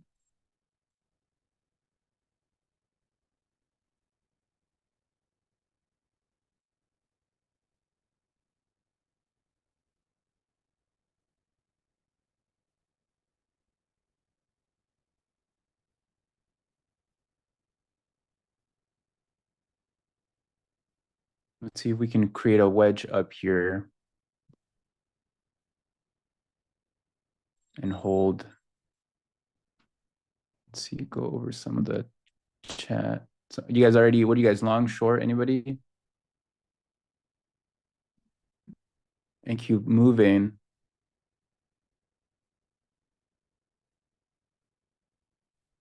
So I want to see if we can hold up here and then create a wedge structure in order to tell me that it is ready to break out of this range and then move up higher. Let me go over the 5-minute here. Oh, let me take this off.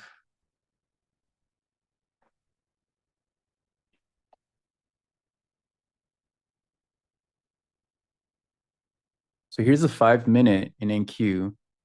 We're in this sort of range here. So I need to see a lower time frame, meaning on the 2-minute, I need to see acceptance up here into this resistance to then let me know that it is sort of ready to break out. Acceptance will tell me that buyers are showing up and they're not going to drive price back down, right? So like right now, where you see how we're getting a little bit of a rejection here, we don't want that if we're going to break out higher, right? We need to see this sort of structure here, this sort of wedge structure, because that will tell us that buyers are showing up from here to then here, and they're not letting sellers drive price back lower. That's what a wedge or acceptance is. It's information that's telling you that a certain party is stronger than the other. So I want to see that structure in order to tell me, hey, price can possibly be getting ready here to break out. Sitting on hands, a lot of you guys.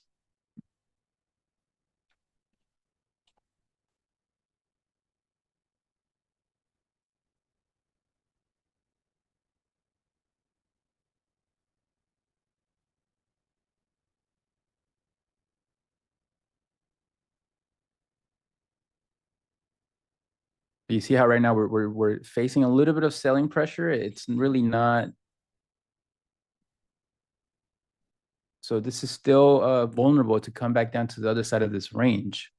So I can't look for a breakout or breakdown when we don't have that level of acceptance.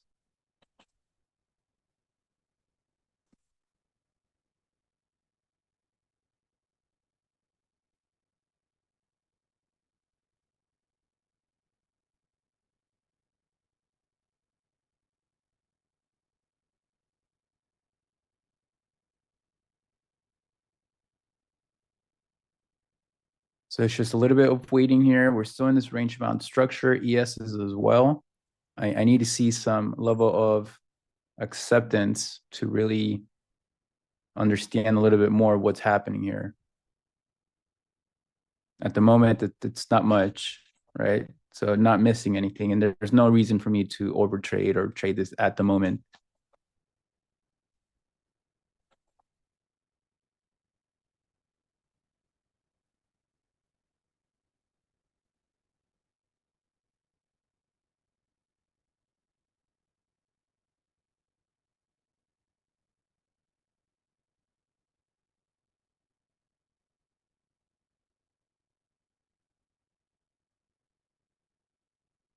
Yes, back down to that support area. Let's see if there's a reaction here. If not, it can sort of get weaker and then maybe attempt a breakdown. But at the moment, not much.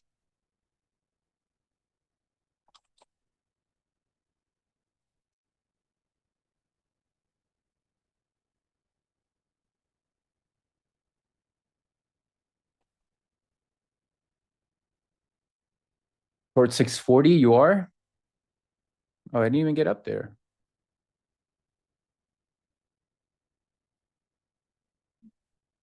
How do you determine that price is going up after the wedge structure if it breaks out of the wedge? So if it breaks out of the wedge, it signifies that it's breaking out of a contraction at an area of resistance. And that is a data telling you that, hey, price consolidated up here. It proved to you that buyers showed up and they failed to let sellers drive it back down. And then the wedge structure is the break and the move into that new breakout trend. Okay. It can fail, but I'll show that in a bit because we may be 1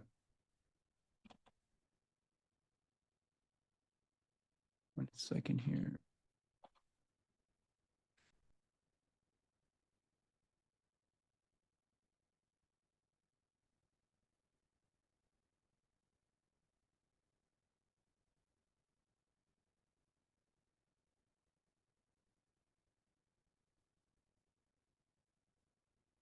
All right, so NQ is leading. However, there's no wedge structure here for me to participate in. I need that. So does this mean this can continue higher without me? Absolutely. But I need a way to manage my risk on a breakout attempt, right? Because this can fail. Well, what can help me avoid these failed breakouts if I'm looking to go long? It's to wait for a structure that allows me to manage risk on a breakout idea. And we don't have that here. So I need to wait. What has worked well though is that 90-minute reversal from earlier, right? If somebody took it, oh, that's not what I want. Look at that, straight up, fantastic. Hey, Paul, good to see you. Got great reading the book.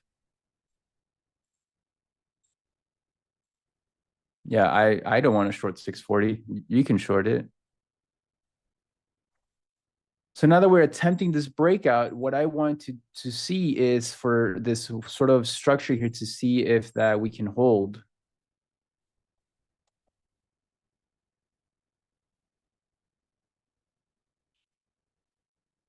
Because this can still lead to a failed breakout. So at the moment, I need to be patient here.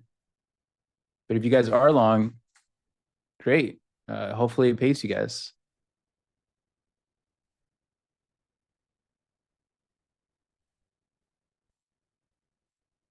The 4 hour, it's getting a little bit more extended. I think we can reach 680s from here if we sort of go straight up.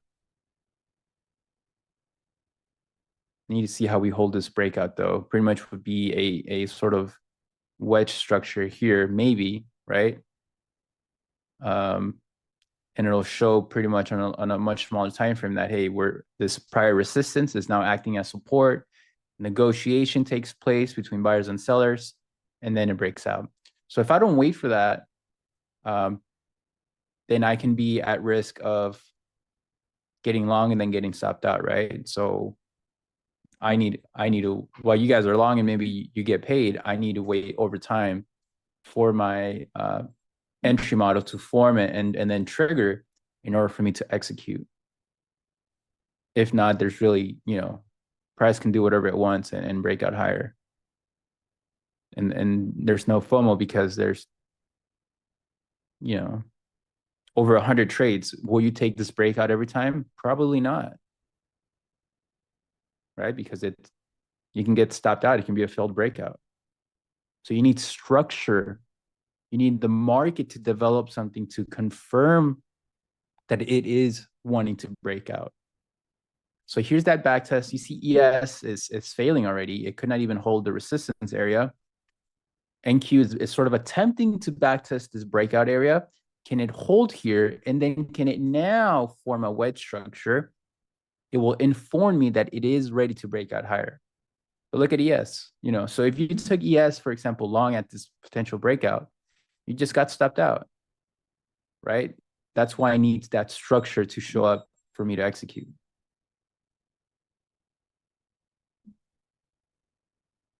Thanks, Ben. Very good question. How does my reversal model compare to my breakout model? The reversal model looks to enter at the reversal attempt. Let's say this gray zone is support. The reversal model looks to enter at the reversal of the last lower high of the downtrend, because that will signal that we're now starting a higher high, higher low structure, and then uptrend starts, right? And I've identified this as strong support. So I want to get in on the reversal of the trend away from that support area, right? That's the reversal model. There's more rules involved. There's more planning involved. There's requirements that need to be met, but that's the overview of it. For the directional model, it's this wedge structure.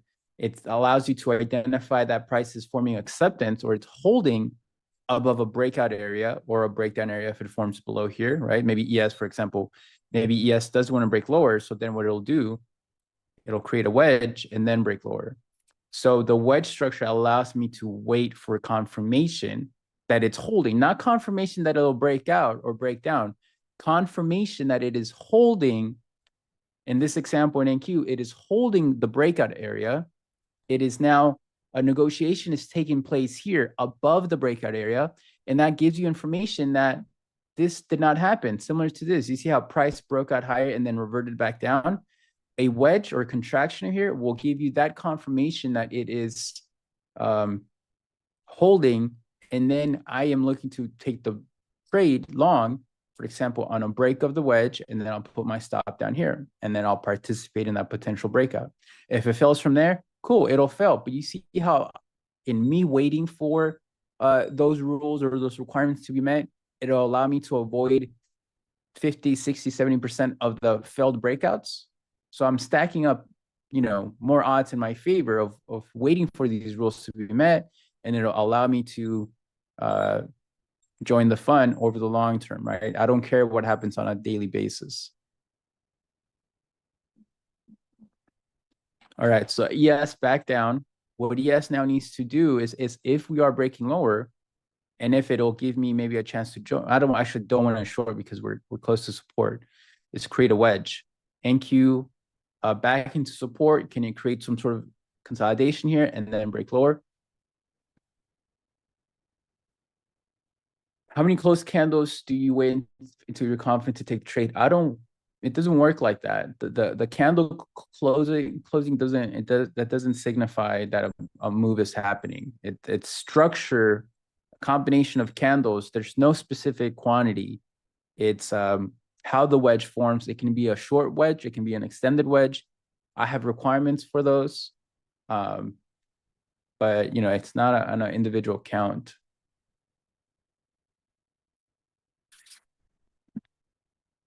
We're getting those likes up. That's fantastic, guys. And we have 880 of you in here.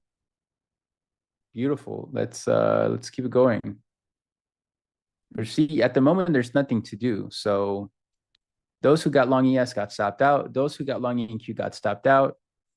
My main comment has been price is vulnerable for a pullback. So I think we're getting that.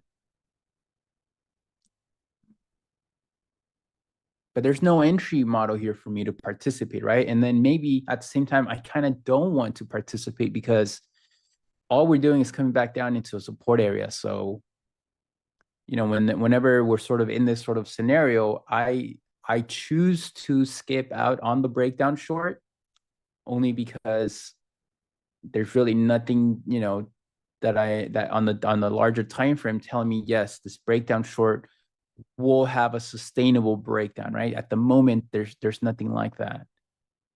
So if there's no, for example, we're not below the daily 9MA anymore, which is what I gauge as the larger time frame trend. You guys know that whenever we're above the daily 9MA that I shared, we're in an uptrend and I'm buying pullbacks, right? Below the daily 9MA, I'm selling resistance, bounces to resistance, and then I'm shorting breakdowns. We just reclaimed the 90MA, so. But, I shared this with the group. This is where complex sort of action can take place as we might enter a weekly consolidation. That can be a multi-week range, right? So if you don't adapt to the changing environment where you're still placing trades that you placed from April to July, they all worked amazingly, and now they're not working. Well, guess what?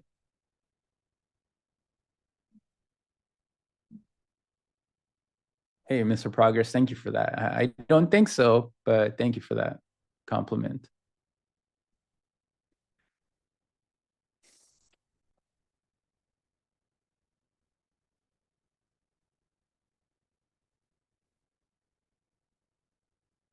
So it's a little bit weaker now at the moment. ES is definitely below that zone. Let's see, let me delete this and then so we're now looking to see how the lower low potential bounce to lower high is, if it rejects, or maybe it triggers a 90-minute reversal, okay? I'm looking for the same thing in NQ, which is a lower low, lower high, and then breakdown. If we, for some reason, create a lower high and then reverse, let's say above here, then that can trigger a reversal back up. So I'm maybe considering that, only because, again, there's really nothing telling me that to short this, that we can get a sustainable breakdown. It can happen, absolutely, okay? It can happen. But I have to sort of lean on my strategy. So maybe if we, as we bounce here and create a lower high, if we can reclaim that, I may try along here. So let's see how this continues to form.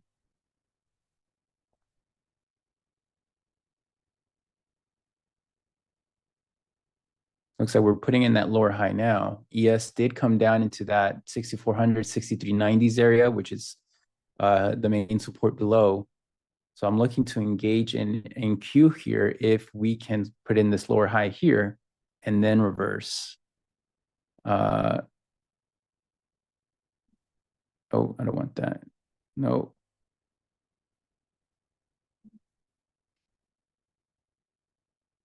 Come back. No. Let's see if it'll fill me. Okay, so I'm trying the long here. I need to see this reverse back up here in order to really continue that 90-minute reversal. Let's see our R multiples. If we break out higher, then there's no reason why we can't get into 1.5 R. So now let's see if we do get that reversal back up. And then if ES does trigger a failed breakdown, that would work well with our NQ long. But at the moment, nothing's guaranteed. This can fail back down. But because of my overall planning that is bullish, the daily plan, the daily structure is bullish, I have to sort of align with that, right?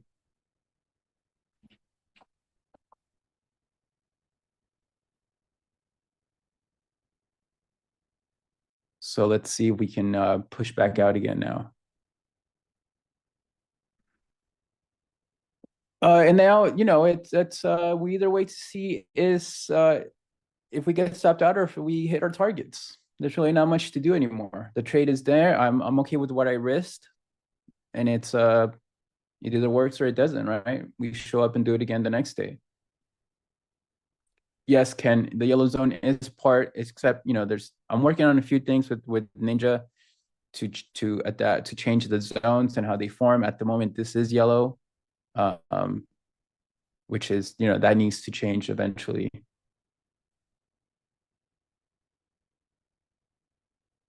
Steve, I don't have any advice on how to manage top sub rules. I don't trade those challenges. It sort of goes against how I trade. So like I look to participate in runners, you know, and my drawdown can be bigger than what they allow. So I'm not the guy for that.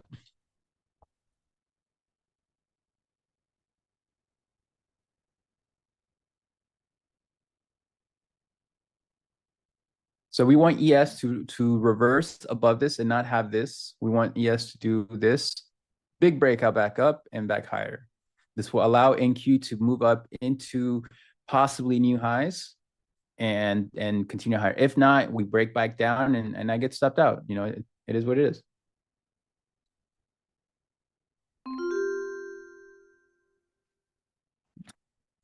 Just have to wait and see.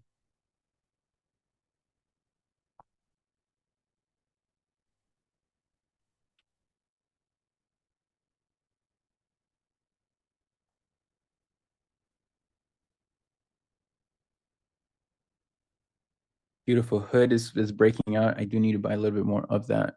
I already did.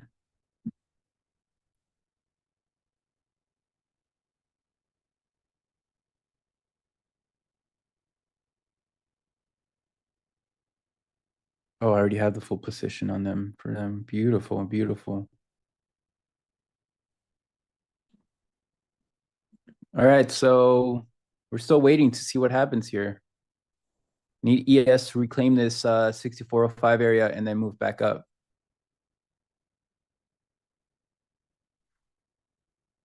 Not much to do here than wait.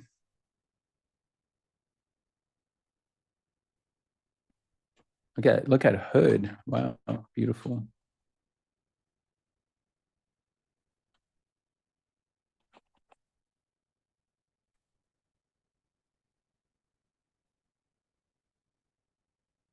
So ES did reject here.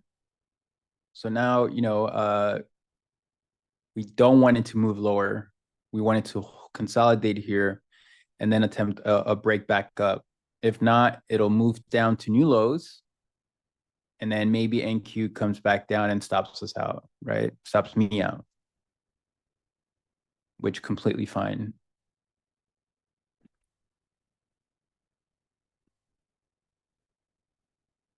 Strong though, but it's still in a range, so I can't really do much about it.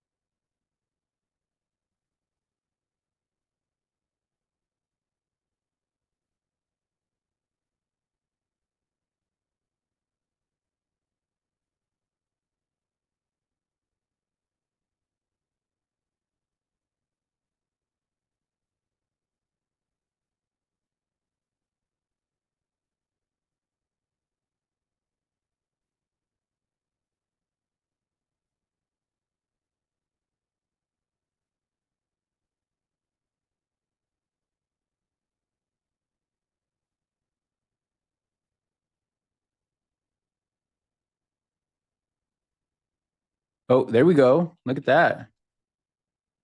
Look at that. Can we go higher?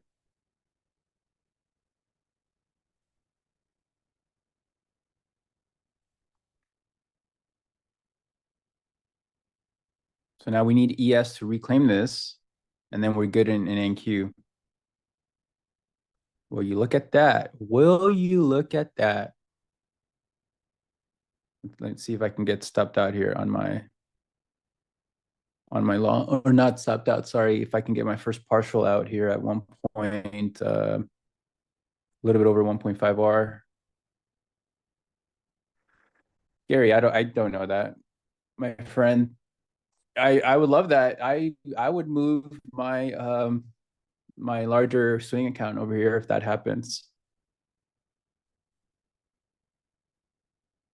He's asking, do you have any idea when NinjaTrader will start trading stocks in addition to futures? Look, I will move my swing account over here.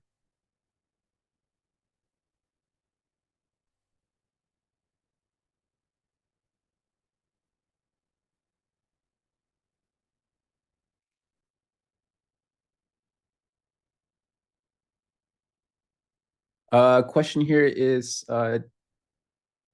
does cumulative delta have any say input into this? Well, right now it's strong. It's showing you that, what price is doing. I look at it mostly for if we get a divergence into support. That's pretty much what I'm looking at. Come on, take me out. Take me out.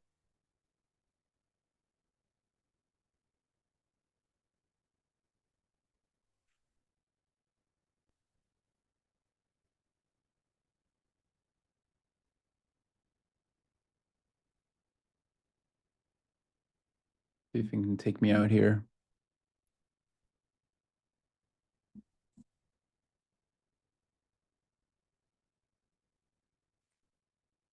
Technically did hit 1.5 R, so I can't be greedy. Let me move it down here.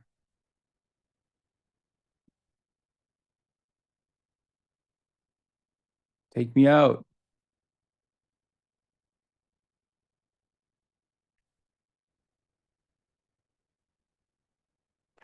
APP's freaking breaking out. I need to get in this.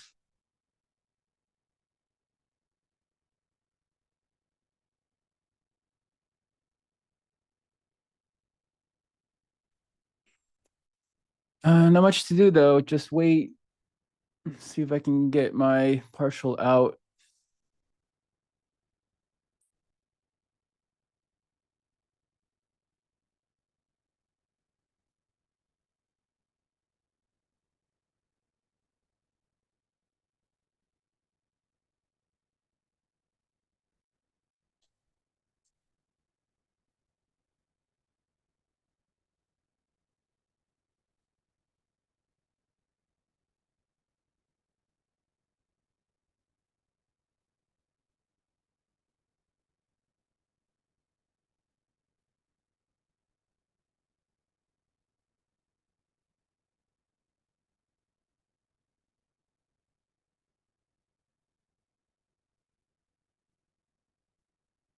But you can see that what I pretty much went over in the trade plan and the overall sort of scenario planning that I shared came to fruition, right? It sort of play out, and it's not me knowing what the market will do. There you go. It's me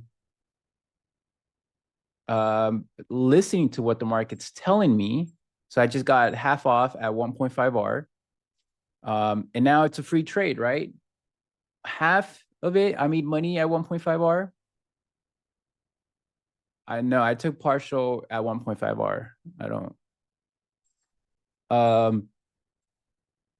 But I was just saying, I can't even remember what I was saying.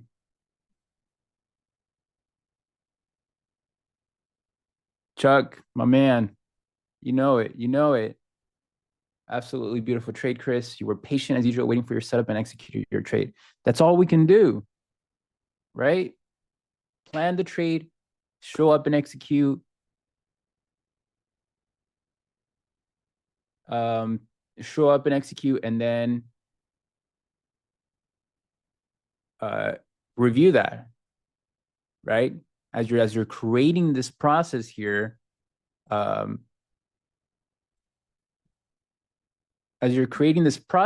got to iterate until your system is complete. Well, you have to select the MAE and the MFE, right?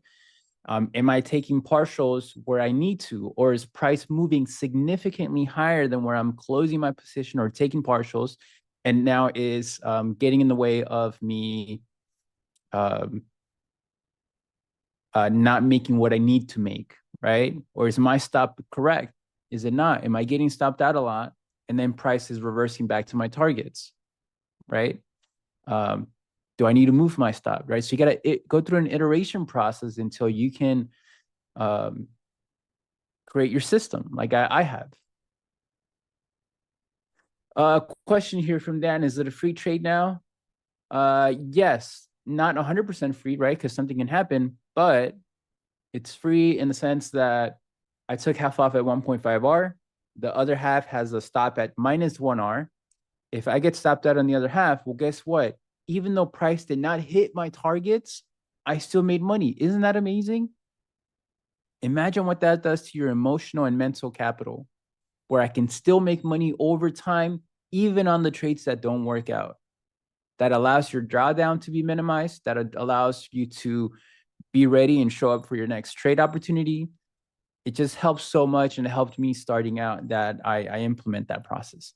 And then, when it comes to sizing, yeah, that's true. When it comes to sizing, I don't care about trying to capture big moves, because over time in these sort of setups here where I can take half off at 1.5 R, and that the trade pays for myself and more, I am building up my account, and then I can size up in my starting position size, right? So what I put on was a certain percentage of the account. As I continue to risk that percentage, the dollar value will be more, and it'll allow me to risk more over time.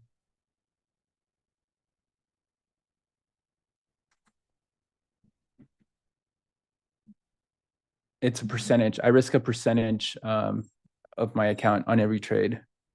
Some do 1%, some do 3%. That what I my percentage doesn't matter. So what's the criteria for the blue box drawing? There's no criteria. It's just it's a range. So I drew it from the top to the bottom.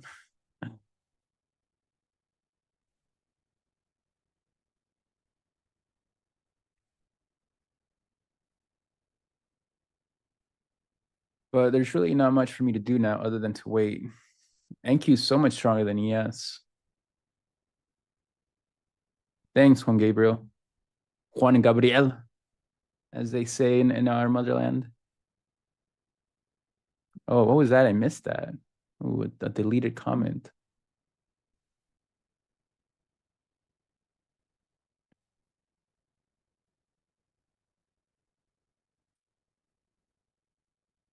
Let's see, any questions?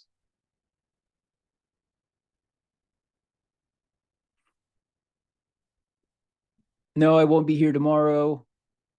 Thursdays, I was here last Friday only for that trio, which is an amazing three-way, by the way. It was the best group long that we could have taken at Ninja. We all took it. We all had different entries, different stops, but we both participated in the move, right? So that's a beautiful thing. And maybe, you know, we can have another three-way soon. I don't know. I'm looking forward to that.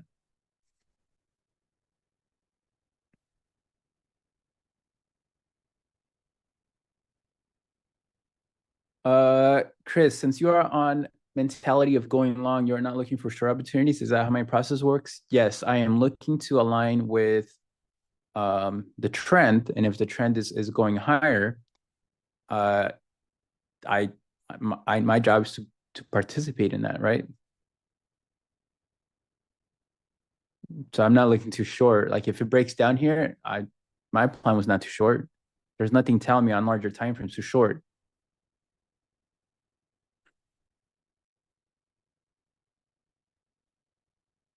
You always bring a ton of clarity. Thank you, Video Starcade. We got similar intraday styles, brother, a tad different on the entries. I love ES, but I know NQ gives more. Yeah, you know, from a business perspective, it's my job to allocate capital into opportunities that help me generate more revenue, right? That's how I see it. So I have to trade NQ, right? That's not a that's a business decision.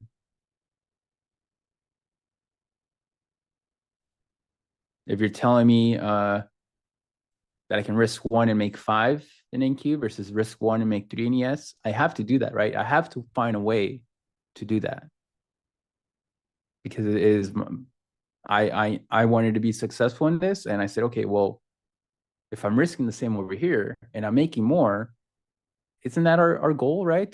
To make more than what we lose. So it's a business decision, right? You have to hold yourself accountable to that. And what does that mean? That's just it's accountability for you to get better, right? Yeah, NQ is more volatile, but you can make it work.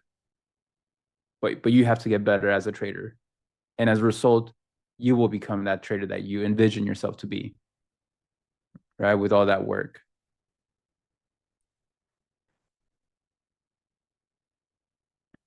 But at the moment, there's really not much for me to do anymore. I waited for the setup. I shared it in advance. I shared the trade scenarios. I shared it all, right? What did I say? NQ can dip below the 580 area, move down into 560, 550. Guess where we moved down to? 560s. What about ES? Can we move down into 6390s in reverse? Well, we attempted that. It may be failing now, but it happened from the scenario, right? So then I executed on my reversal setup, which was a 9 MA reversal at a potential failed breakdown. I took it. I took half off at 1.5 R. That's it.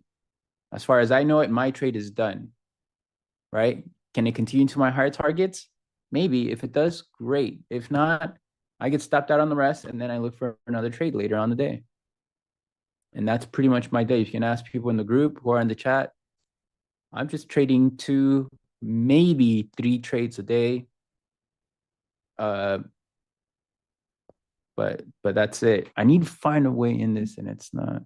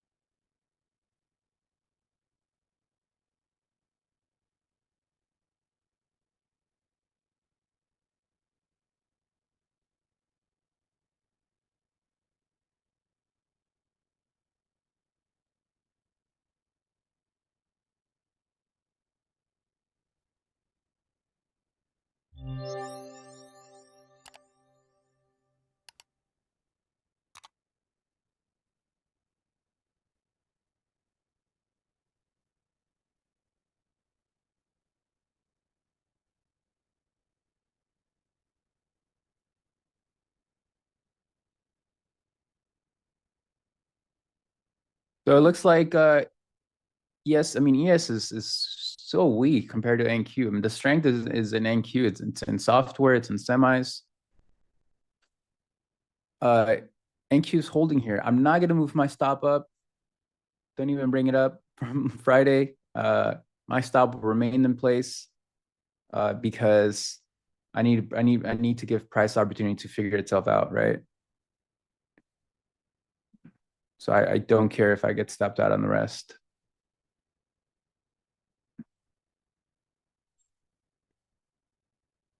Looks like I'm gonna get stopped out here on the rest. And then that'll conclude this trade. And then I'll wait for what? What will I wait for, guys? Let me ask that for those of you guys who are.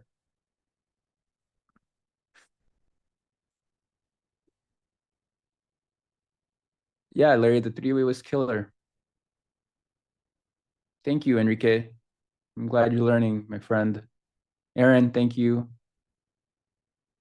Dan, yeah, Friday was great. James, are you redoing your assumptions when in the trade? Like what it's drawing right now?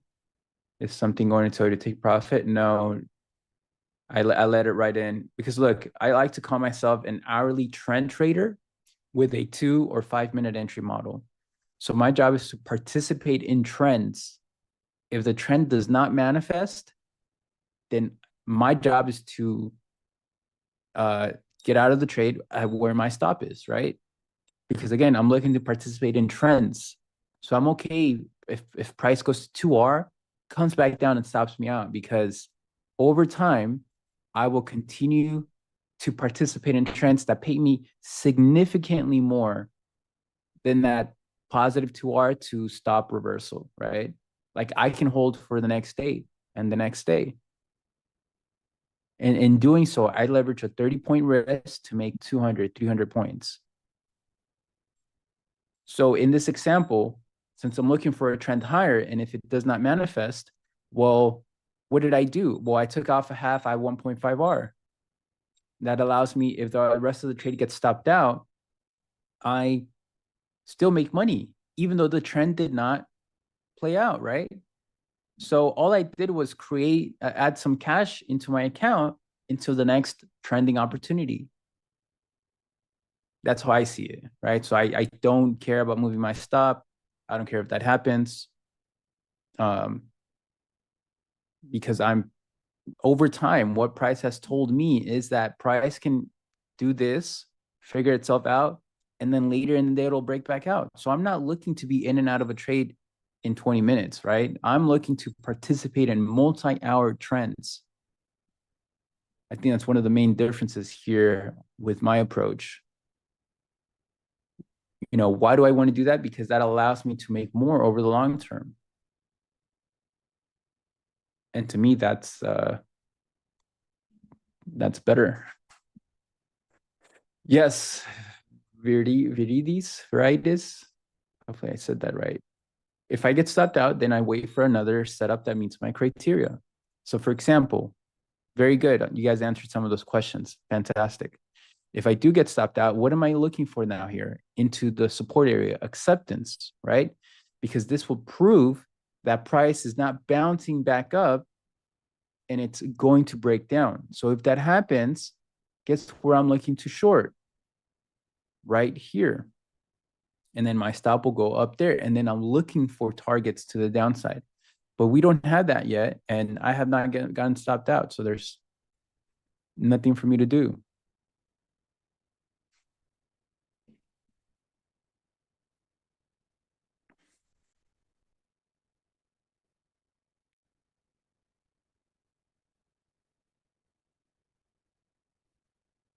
Dom, I don't have a course. I mean, technically I do have a course, but it's inside the Discord group. I've created a big educational library, and that is the course, but it's only offered to members. So if you're interested in joining, you can reach out. You can send me a message on X or Twitter. This is my Twitter here, Trading Boxes. You can send me a message. I can share more about the group, and you know, join us if you're interested. We have a great family of traders. We all get along no FOMOing. It's all the same approach. We're looking to execute together, looking to grow as a trader and as a person and our accounts together.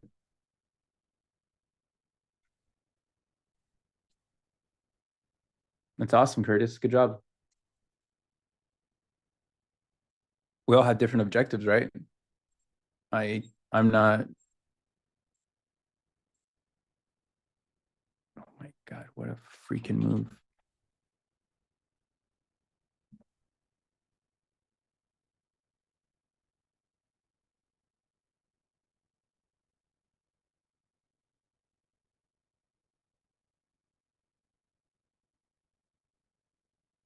The ticks, Gerardo asked a question. How many ticks of a stop loss do you use on MNQ and MAS? I assume there's a minimum due to movement of each instrument. The number of ticks does not matter. My stop goes where below the low. That can be 15 points, that can be 30 points, that can be 100 points. What changes is my sizing, because I am risking 1%. That 1% will remain fixed across every trade. Well, I'm not risking 1%, but let's say I am. So if I'm risking 1% and my usual, let's say my average stop is 30 points, and now it's 100 points, well, guess what? My size will come down to a third, right?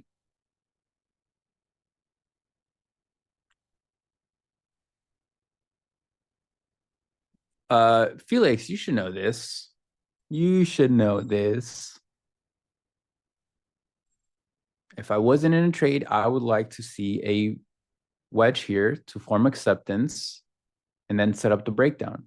If we don't get that, then what we're going to be triggering here is another 90-day reversal. Those are the only two outcomes here. Either another 90-day reversal into support and back up, and the wedge remains in place, or we form a wedge. Those are the only two outcomes here. What else, right? That's how price moves.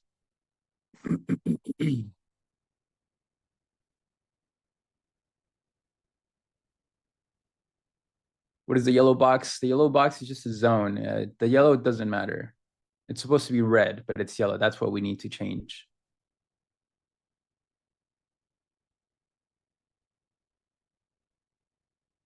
Yes, Curtis, that is right.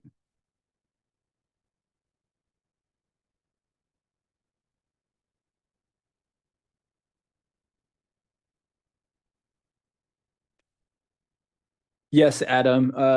Requirements are what helps me, what triggers, the requirements are met, either RSI divergence, either delta divergence, maybe there is higher time frame divergences into support.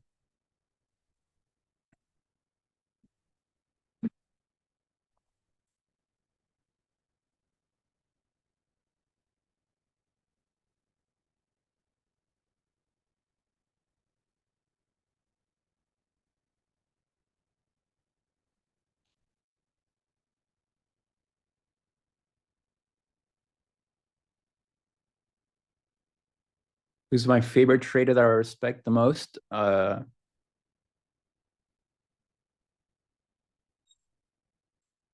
I don't know.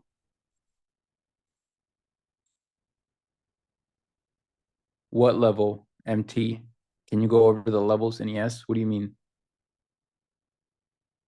In what way? I respect a lot of the traders on here, all of the traders on here.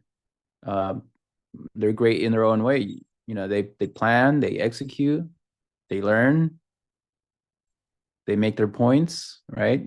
It's fantastic.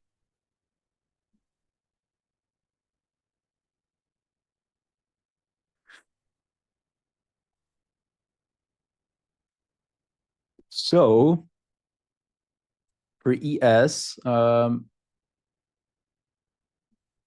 just review what's been taking place.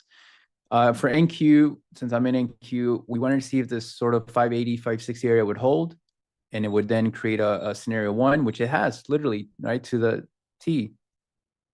We pulled back, we moved up into London's high, and then reversed. That's scenario one. So we're now consolidating here, contracting. If this fails, then we start scenario two, where we move back down either into 500 or 430s. If we hold and then form acceptance up here, then we can see scenario 1.2, which at the moment is what I'm possibly looking to participate. For ES, the main zone to hold was 64.05. We have broken below that. We are now into 63.90s, which is an area of support. Can it hold here? Scenario one and bounce, or if we form acceptance, we need to see that, then we can trigger a move down into 63, 68, 72. That's the path. Either we hold in reverse or form acceptance and break lower.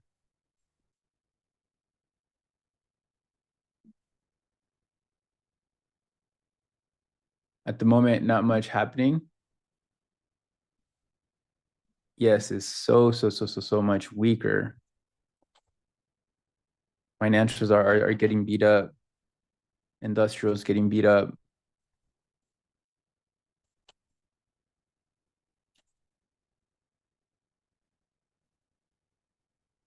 And there's really not much for me to do here, just to wait and see if I get stopped out on the rest or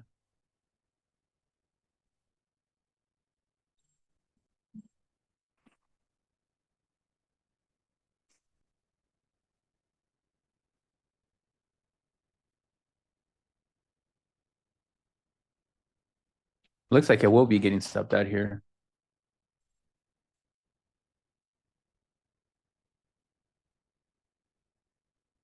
We'll see.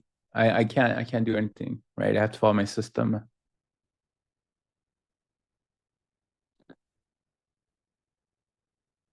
If NQ breaks though, I feel like ES would move down much more, maybe into 63, 68, 70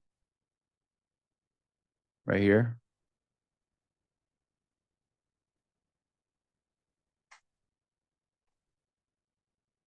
So let's see. I'll probably get stopped out here on the rest of the trade.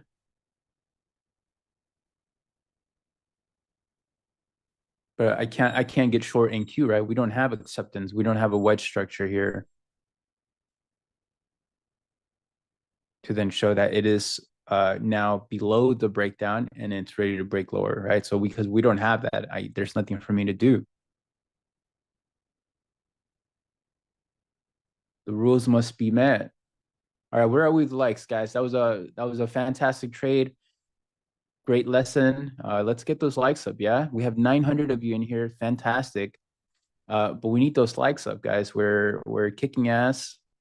You know, we're earning and learning. That's our theme every Thursday. We earn and we learn. We may not earn a lot some days. Some days we'll earn a lot. Some days we'll earn a little bit, but we're learning, right? And that should mean the likes should be higher. You got to support the network, guys. You have to subscribe, get to 150,000. You know, look, this is probably the top live streaming show on YouTube because of the quality of the traders that you have on here. Okay, I know you guys can agree. What did we learn today? Is the question. I don't think much. If you just joined us, haven't seen your name popped up, my friend. So you can start over with the stream and review that if you like. But going back to my comment, look, we have the highest quality of traders in one area to stream, right? Immense knowledge, specified knowledge. People who are trading, you know, consistently with size. People who are walking you through the process, who are sort of understanding market structure in a way that many others in you know online aren't. And all that's being asked is to get those likes up, to subscribe, and get the support the network. And yes, you know, we have learned that great hair, it comes with a lot of the the traders on here. We have a lot, like I said before, Deli picked them out. It's like, look, I need people to have great hair, but not as great as mine, right? There's a limit. All right, so I got stopped out on the rest of my trade. Now, what I need is if we are going to break down, and if I get the opportunity to participate in here, we'll create some sort of wedge structure and then a breakdown. So I'll be looking for that. That'll be my next trade. But at the moment, there's really not much. Maybe we go straight down. I have a feeling that we can go straight down, only due to the sort of, ES is just straight down. What a move.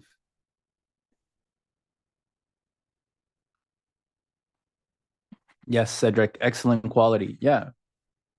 It's amazing what we have on here, what Ninja put together. Grateful to be a part of it.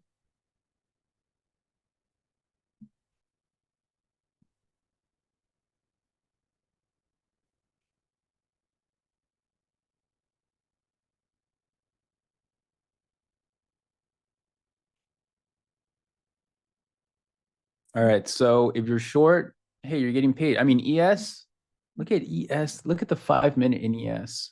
I'm surprised NQ held out that long. Look at that. It's coming down to the next support level. NQ's barely dipping it lower.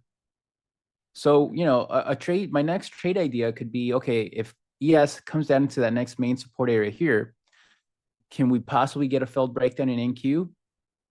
And this reverts back up? I would think so. For that, I need my setup to form. But until that happens, really not much for me to do. Could you have taken this sort of breakdown short here? Absolutely. And maybe some of the people in the group did, right? There's like an internal wedge. Sure, but if you guys remember from my comments in the plan, I said, hey, let me actually share the daily here.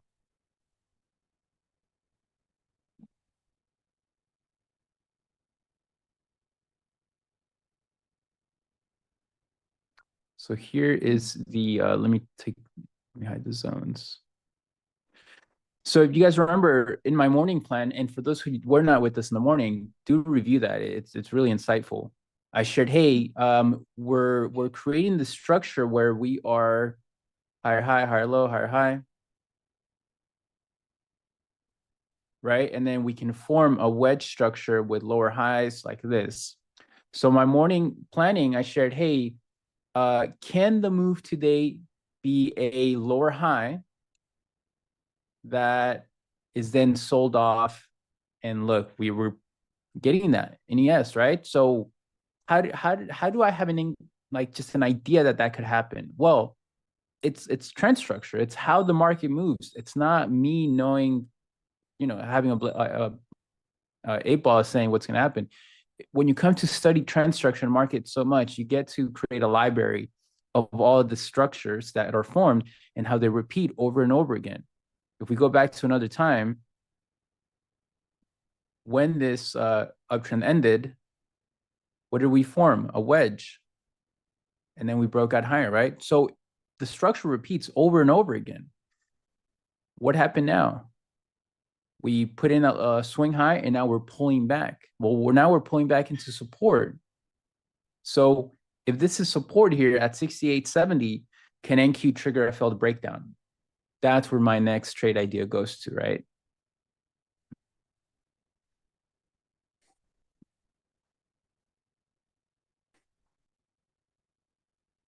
Absolutely very good, or even the best. I've paid for a couple of trading rooms and have been okay, but this is better and free. Fantastic.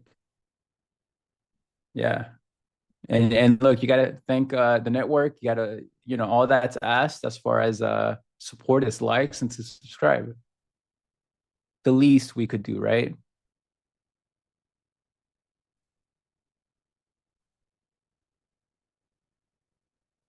So NQ might trigger a failed breakdown. I'm considering a reversal now from here again, but let's see.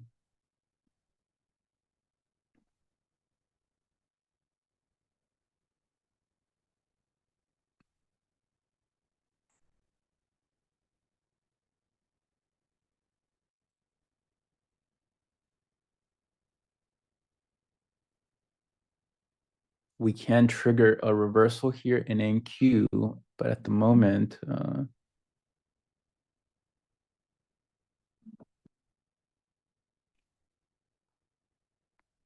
let's see how it builds. Because we can make a new low in ES. That would mean NQ does make a new low. So I'm going to keep watching here now to see if we can get a potential reversal. If not, what we can form is a wedge structure. And then we break down. But at the moment, there's really no setup for me. Hey, Lito, thanks for that comment. He says, and Chris's room is almost free for the content you get. There is a fee for the room, because I share a lot. It's a massive educational library.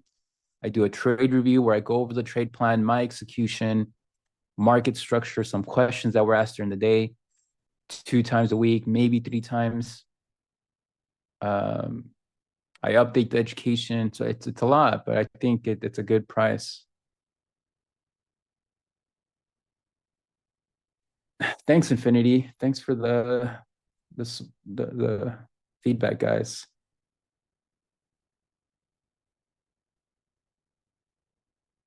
Hey, listen, maybe you guys are thinking of different emojis that I see there. Okay, I can't say that. Yes, Curtis, I agree. Your chart looks different in candle formation than mine, same time frame and contract. I don't know why that may be then.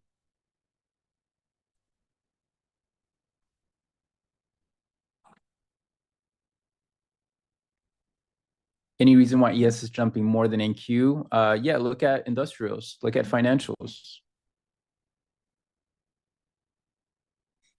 No need to share the cost. You can send me a message on Twitter and I can have that conversation with you.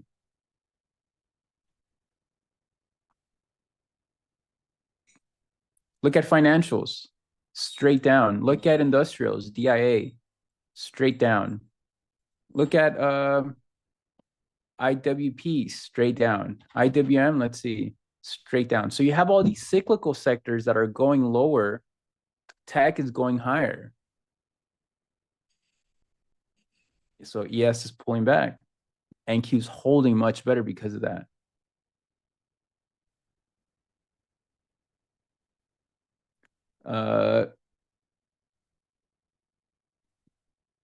Yeah, Curtis, you can message me on X, and I can sort of share the description of what the room is like.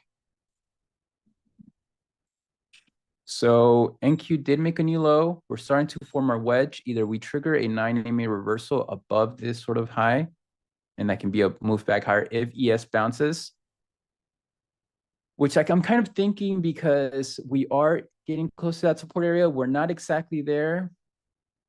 I would love a new low into support, a new low in NQ, and then reversal, but let's see.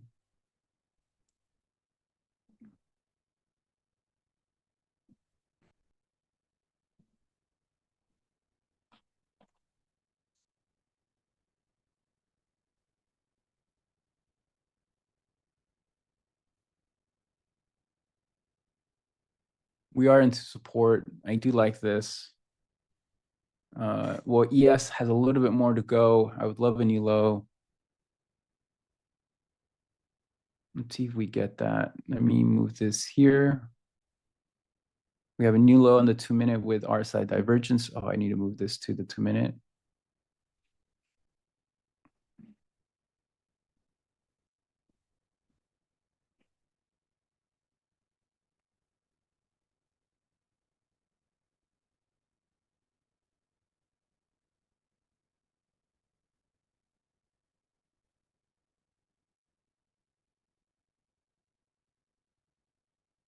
All right, so I'm gonna do a reversal here, but I'm gonna do half size because I don't want to risk more.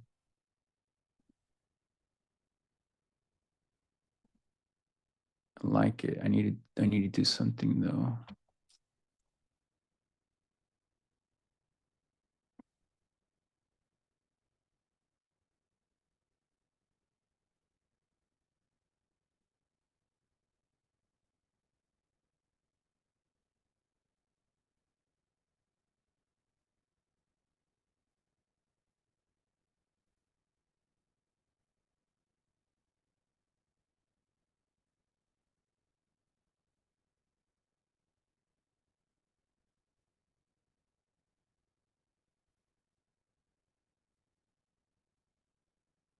I'll get in the reversal back up if we reverse.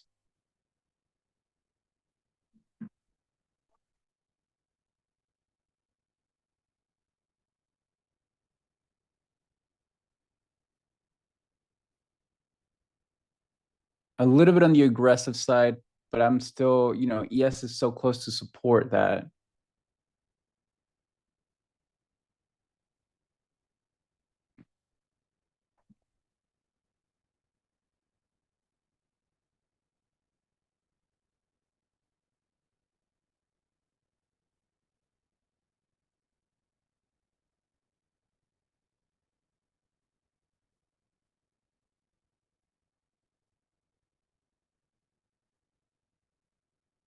may not work.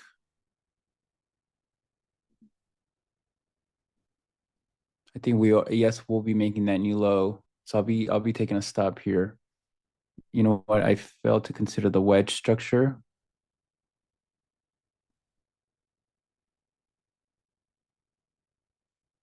And see how the wedge forms, and then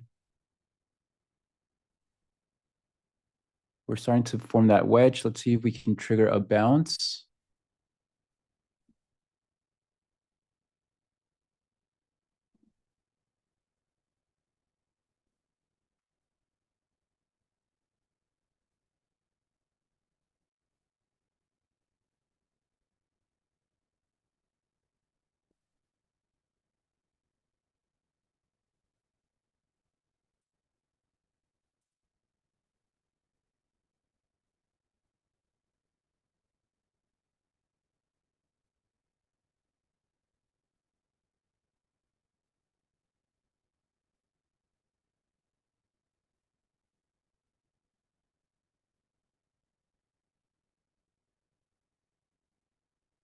I shared the support levels, Gene. Did you just join us? It's 63, 68, 72. So we might make a new low here, and then meaning I'll get stopped out on this.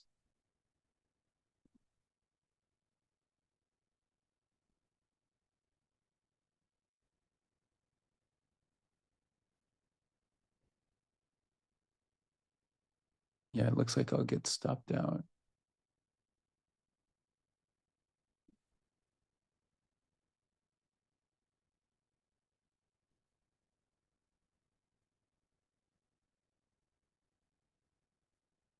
Yes, in a wedge here.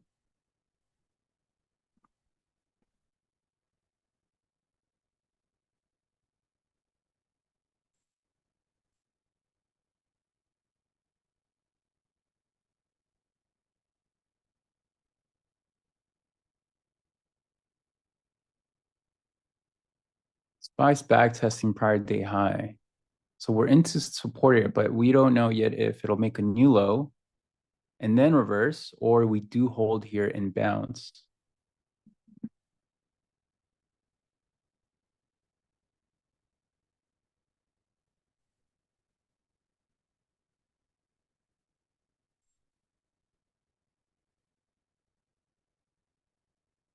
I don't need to move my stop. My stop goes where it goes.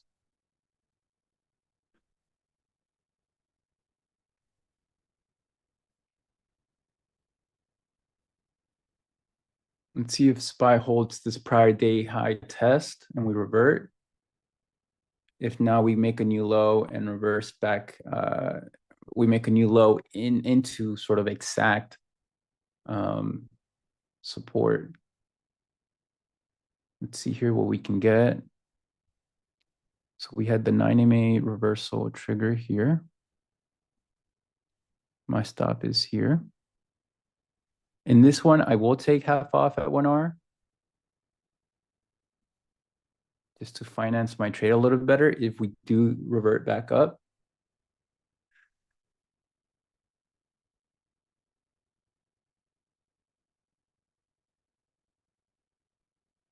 But let's see.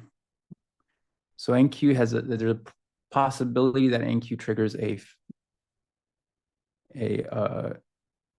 that's not what I wanted.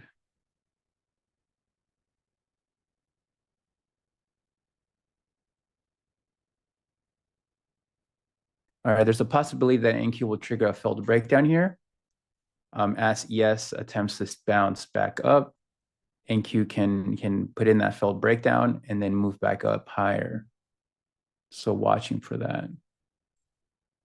But at the moment, it's a bit choppy.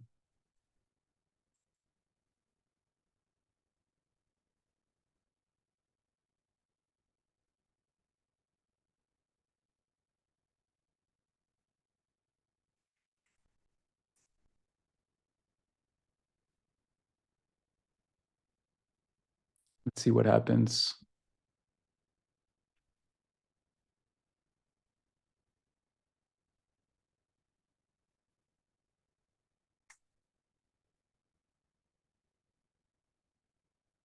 There's a fight here for sure.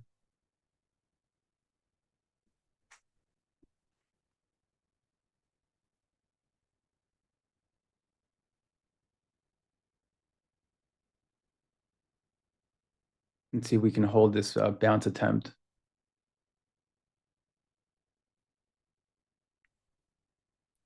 On my aggressive side, those in the group know that I would probably try to get aggressively short here if this fails. But I don't want to do that here.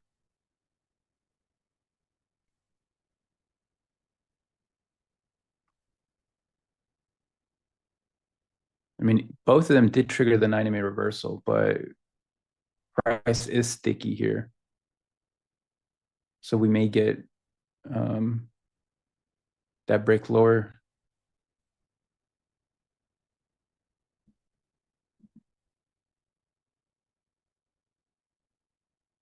Curtis, send me an email,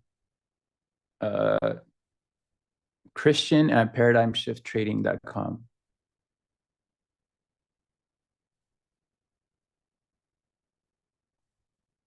That's my name, first name, @this.com. All right, so a little bit of chop, a little bit of sideways.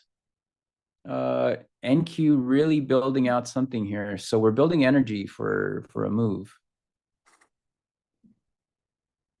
If we cannot bounce, then let me hide all of this. Then we will break lower. My aggressive side, for those in the group, know that I will get out of this in short immediately. But I don't like showing that side here. There's really no need to, right? I don't need to prove to anybody.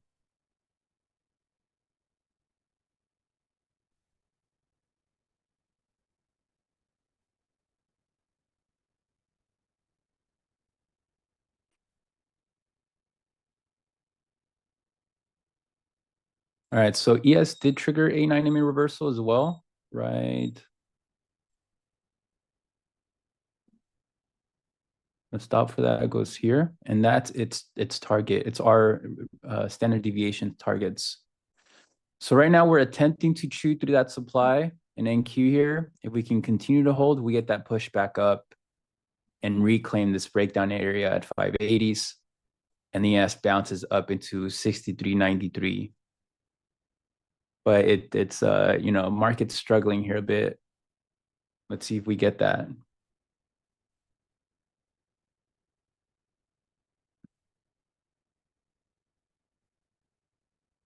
Yeah, SMH strong. If we can get financials, industrials to bounce, then we can get the market to bounce.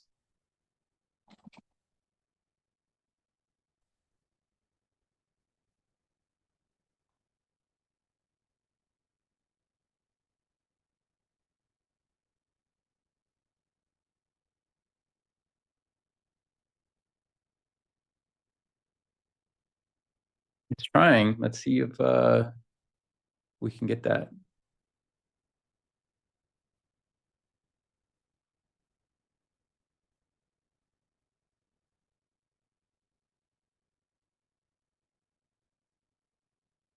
It's trying.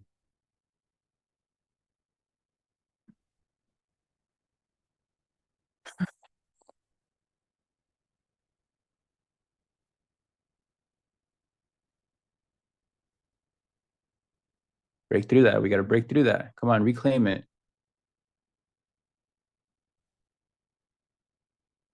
Yes, moving back up. Good. NQ back up, attempting.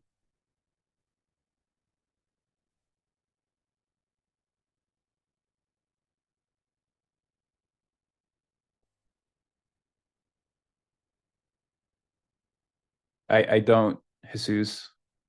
I don't use the DOM or the dome. There we go, guys. Let's see. We need follow through now. No, I don't use that because I kind of want to though. I want to.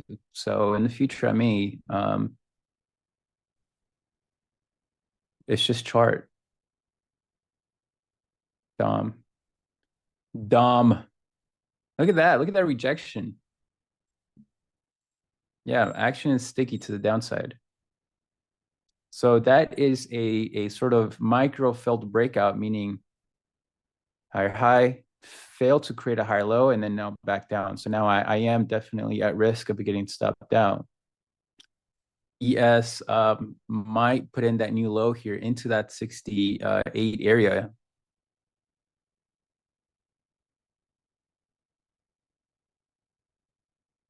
But let's see, you know, I still have to, it's just choppy. There's just really not much going on. I think as this develops, we may get a sort of setup here for the downside.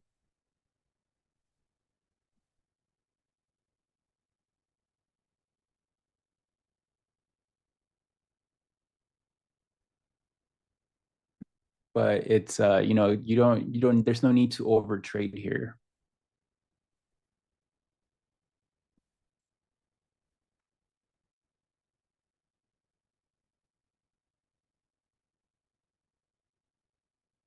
What I want to see now is on the 2-minute price bounce to the 90 MA, act as resistance, and then we get a breakdown. If this continues lower, I will probably get stopped out on this trade.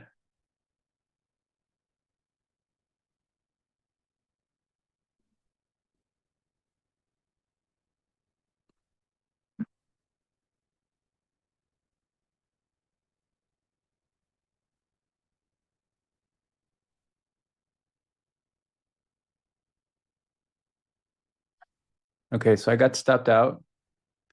That was my attempt at the reversal. It did trigger, it did attempt, it then failed, and now we can move lower.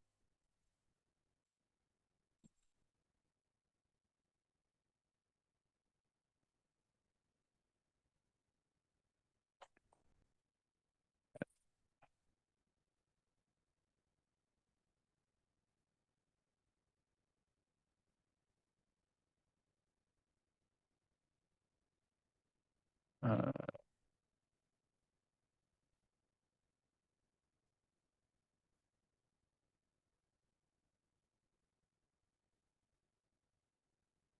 So at the moment, not much for me to do anymore. I think, you know, we'll have to see if that was sort of like a failed breakdown.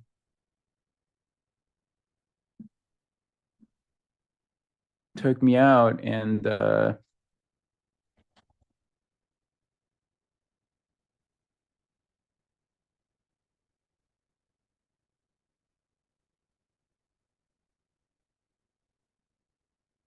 at that. I think that was just to stop us out, huh, guys?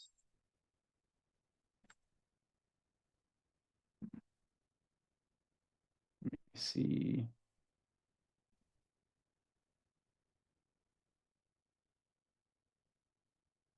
Just choppy though. I think that will be it for my trading. I can go into question modes.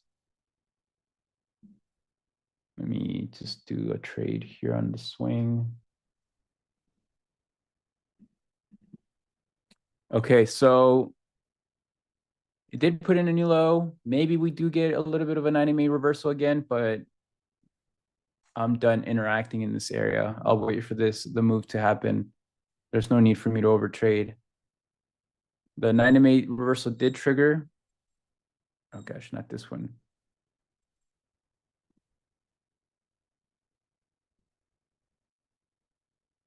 Wow, look at hood, straight up, beautiful. The 90-minute reversal did trigger. It attempted, it failed. In doing so, it did make a new low. That then failed as it now pushed back up. So we're sort of in this sort of choppy structure here.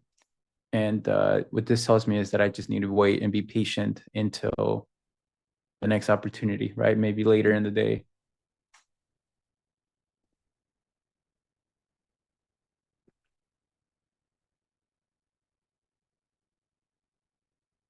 See, what are the comments here? Questions. How do you decide when to quit for the day or take another trade? Just intuition. I limit that number. I do 2 to 3 trades a day only. This was my second trade, so maybe I have one more in me later in the day. But there's really not much. So right now, this is creating consolidation. This does want lower. But what do I need to see, right? What do I need to see to get that breakdown or to maybe possibly participate? Well, I need to see a very micro level of acceptance here, where as the 9MA comes down, the yellow line sort of like maybe comes down like this, acts as resistance, price bounces, rejects from the 9MA, and then breaks lower. That's what I would need to see in the 2-minute to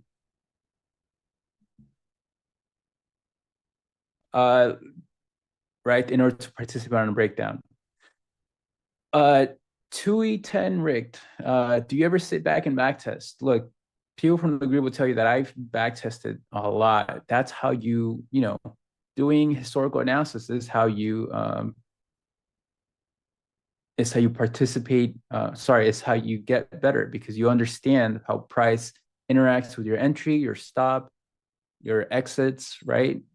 So back testing is crucial. You should have hundreds, if not thousands of hours back testing. You have to know your environment, your trend, your entry model really well.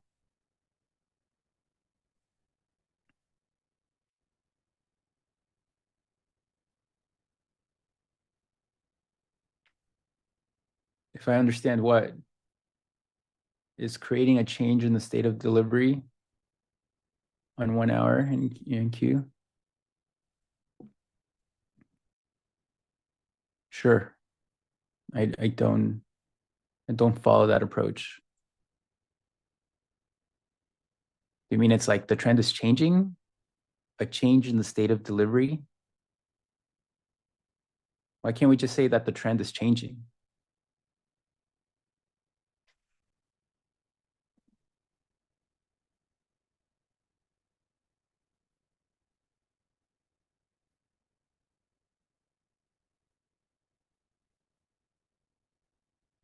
All right, so this is looking to break down lower, but I'm probably done in this area.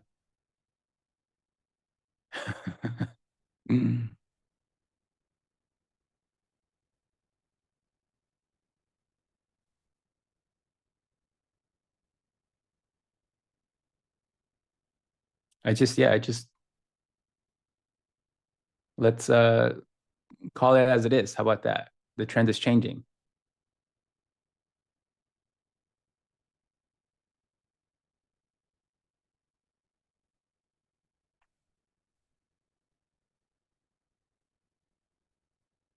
When you say change in state delivery, like I feel like I'm a pizza driver and my change in delivery is changing.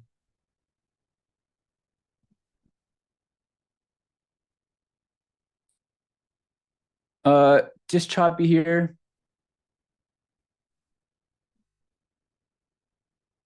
It's like I call it dispatch. Hey, the change of delivery is changing. You're now gonna go over here. That's how I see it. So I don't understand that approach, right? But that's how I think of that.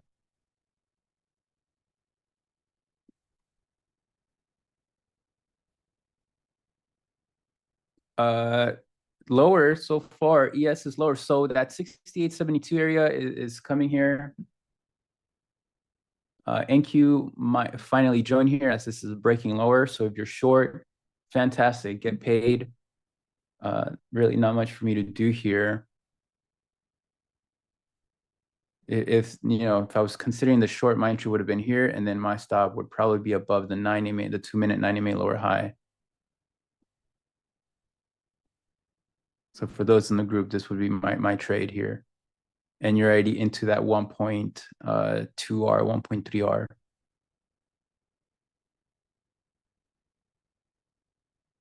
But look, ES short was the trade of the day today, right? It's so weak compared to NQ. But now ES is into the main support area. But we did put in that daily swing high that I talked about in the morning. So you can see how that daily sort of played out through smaller time frames.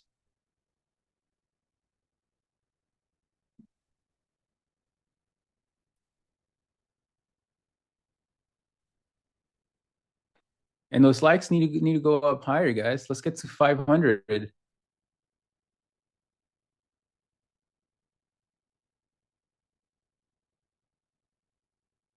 Yeah, NQ still remains strong. There's just so much strength in semis and software.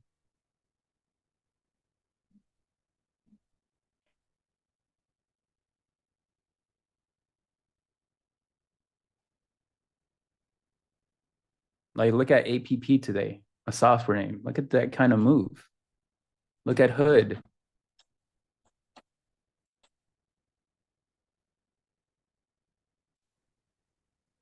Hey, Chris. Good morning, brother. Stowe, what's going on? What's up? Yo, you got to tell us how Tuesday was. Oh, it was awesome. It was so nice. Yeah? I had a ridiculous amount of fun. Yeah. I mean, just like meeting everybody, that was amazing to begin with.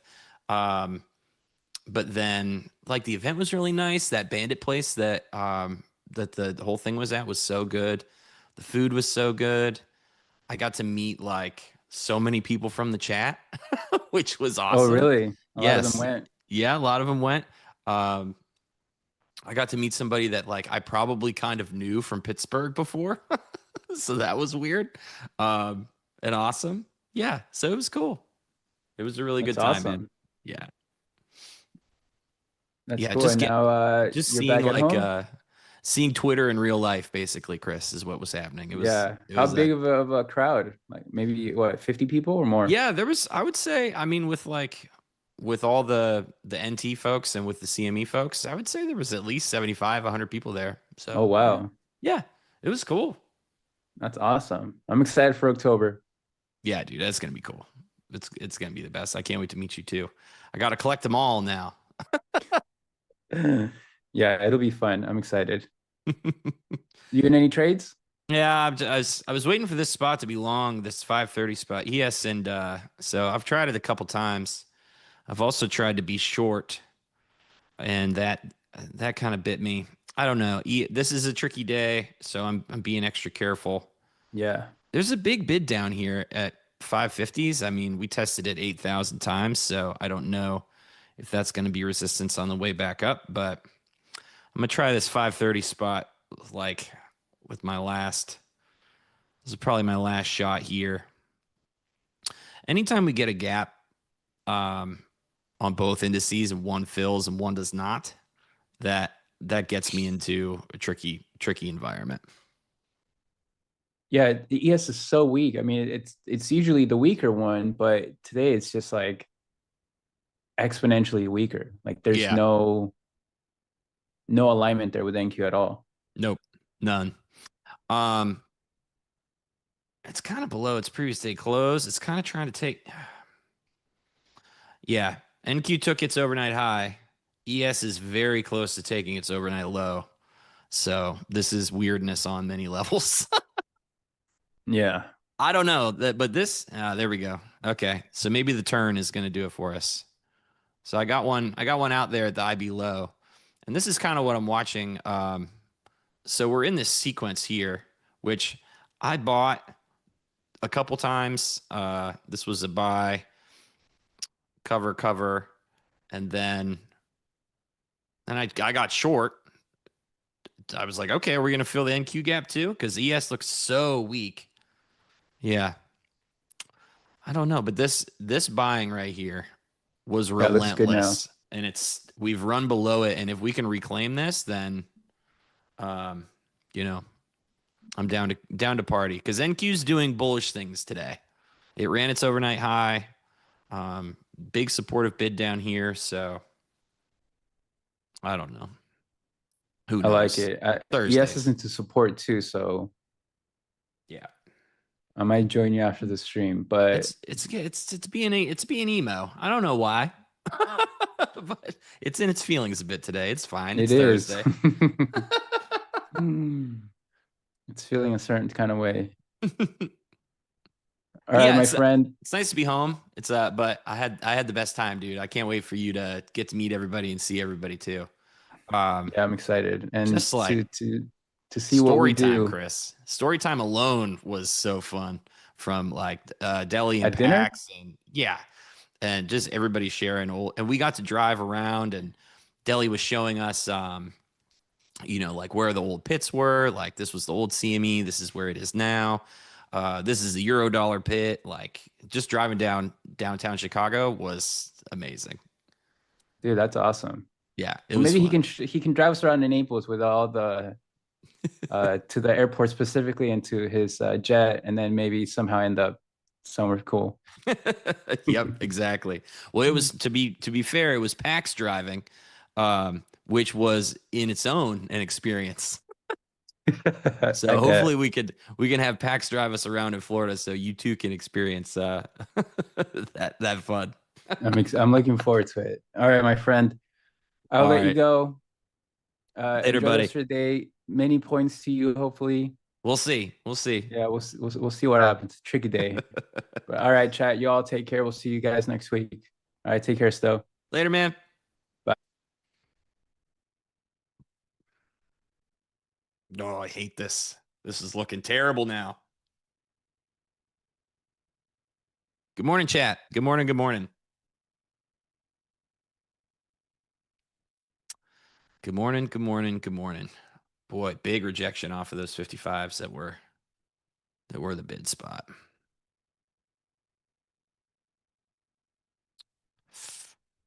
Trying to watch this. I guess we have the weekly pivot right there, 508.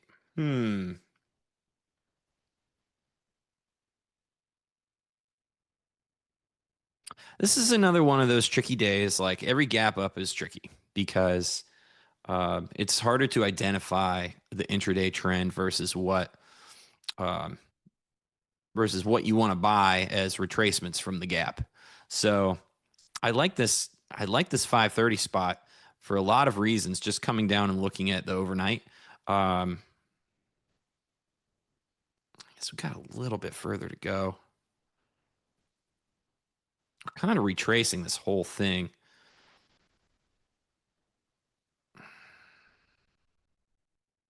I don't know.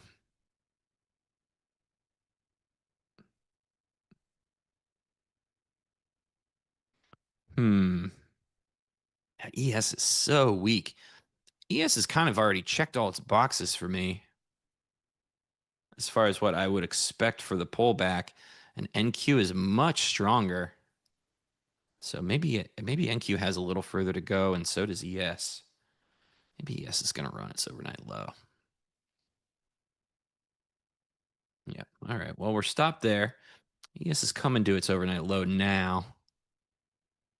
510 is kind of the exact spot. All right. So we've come down, revisited these highs from the overnight session.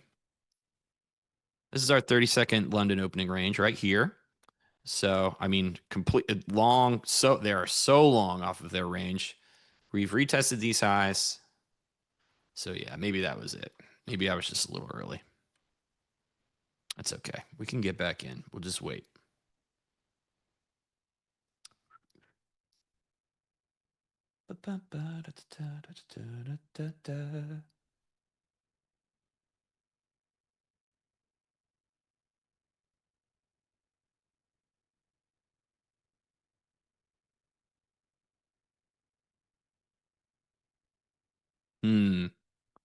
That was pretty exhaustive.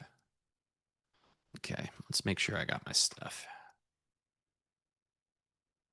Zoom out a little bit. Okay. So let's look back at the Delta volume profile. So we had, it's not that great of a taper.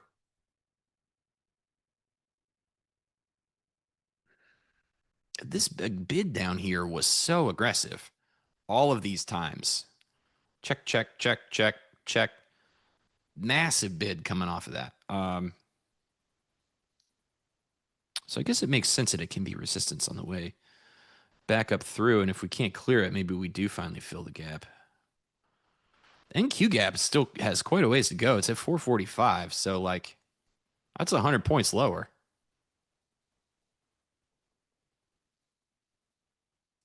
Yeah, I'll give it a second. Anyways, hi chat. Hey, good morning, Tracy. Hey, Cooper, what's up, brother? Good morning. I got to meet Cooper in real life. That was awesome.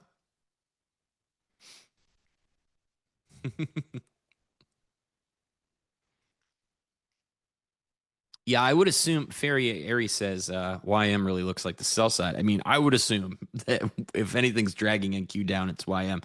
I don't look at the Russell at all. Oh, this looks very, very viable now. The offer is pulling.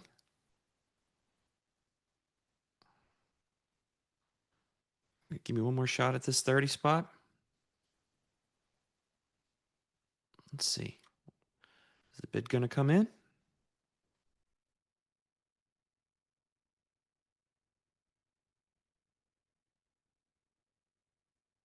Not a great fill.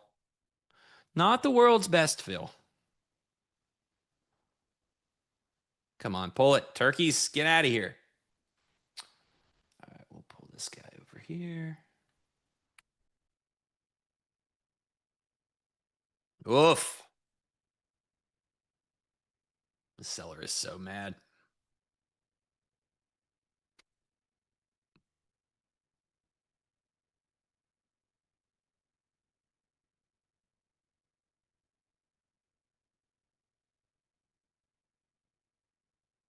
It's pretty whippy today. It's hard to get an entry. This is a pretty thin book for a gap up. I would assume that it was a little less volatile than this, but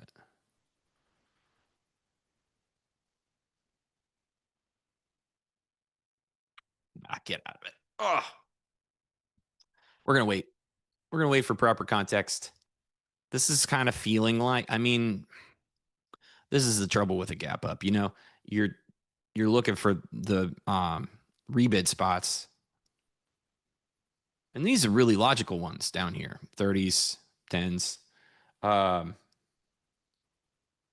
the context of the day is bearish.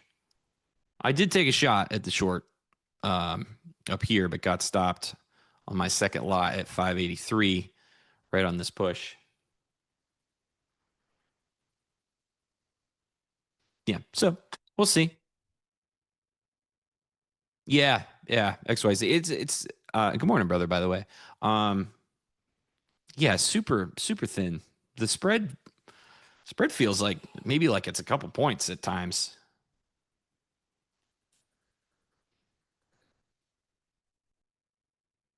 So yeah.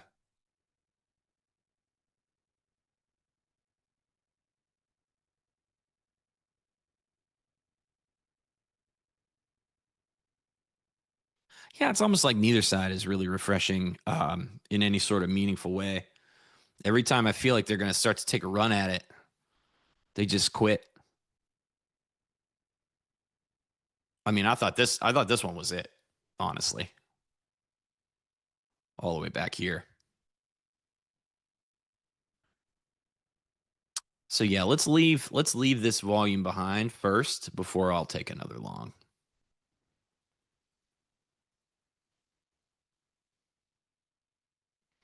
Because we're kind of in blue team, red team territory, and this is pretty big red team that lost right here. We got back into it, and I thought it was looking promising there.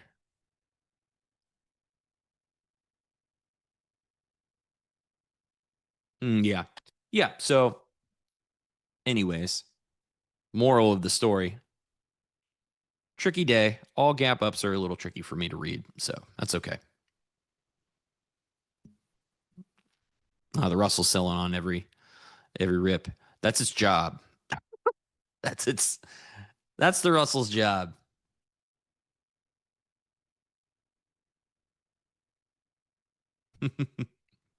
Yes, Sir VWAP. This is a session delta profile, my friend.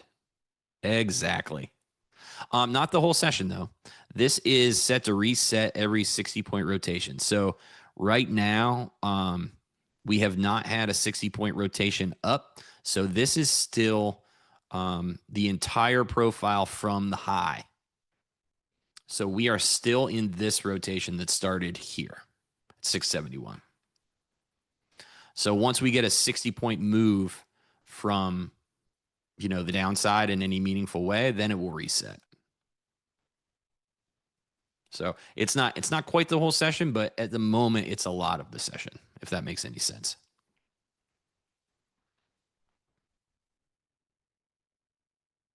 All right.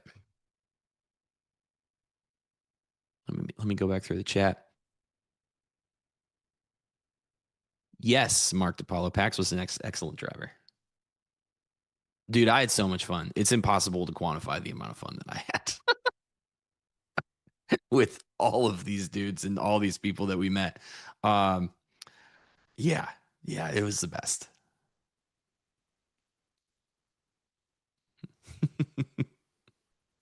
Good morning, Driver Trades.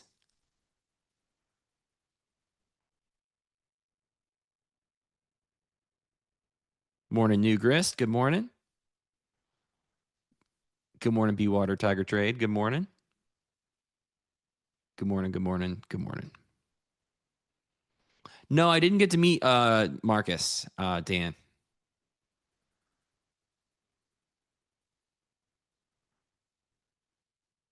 I got to meet TCP though. That was cool.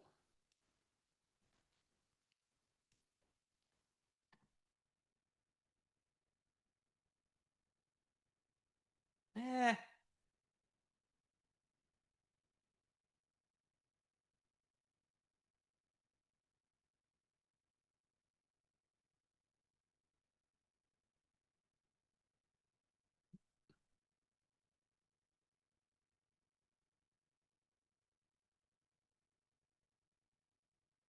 Yeah, this is not awesome.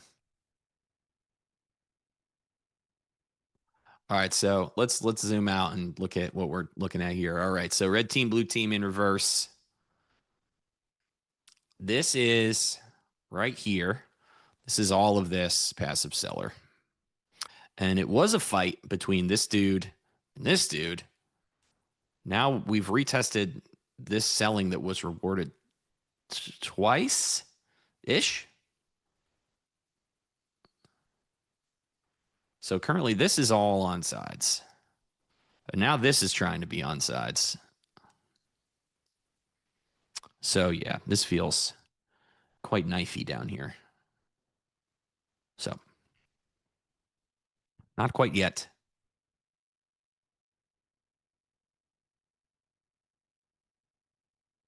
Every now.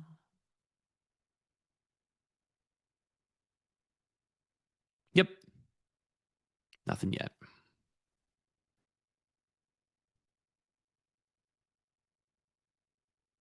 Stan asks, Stowe, how do you usually backtest your order flow strategy?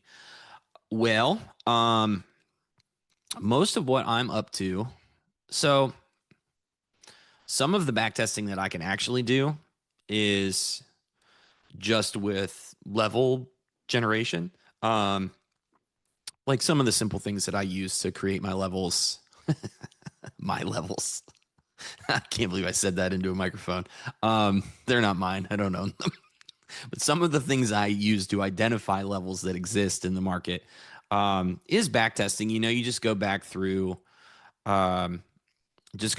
charts and like come up with ideas based on MGI, how things react. It's mostly replay. And by replay, I mean you don't have to sit through the whole day in real time. You can just kind of flash through some days, and you can do a month in like an hour or two if you want to. I spent at least the first 2 years of learning how to trade just manually going back through you know, like 1 month a night is basically what I would do. And I would go, so I started in like 2019 and then, you know, just do a month a night, look for patterns, look for things, look for ideas, and then you can test those patterns also in actual replay mode. But that's less order flow. That's more about, all right, there's a weekly pivot there. 1 second. Let's go get this 500, maybe.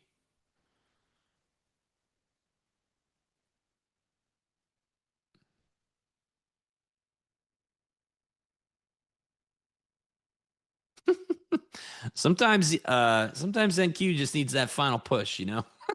I don't know why. ES ran its overnight low there, finally.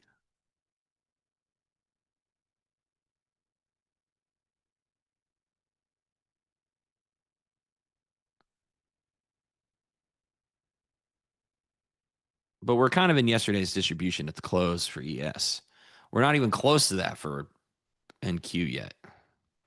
And we've again held all of this, all of these highs from the overnight. So like this is literally all I would do to, as I screen through days to come up with levels. Just look for stuff like this. Like this was a lot of buying that was sold overnight. And I can just tell that from the colors. This is how Delta Map helps me just glance at a chart and be like, was this buying? Was this selling? What was the Delta dominance in here? And so we open like 1 billion miles above this. So I'm going to look for this to be bid again, since these buyers were trying and then were eventually rewarded. Yikes. All right, now we're just partying right back through everything. Okay. So you see what I mean? It's hard when you gap up because this looks like garbage. this is selling quite convincingly. And like ever since this, I mean, look, stair steps down, stare, down, stare, down. I believe this is what people are saying bear flags are too when they talk about it. But I don't know. Now we're ripping.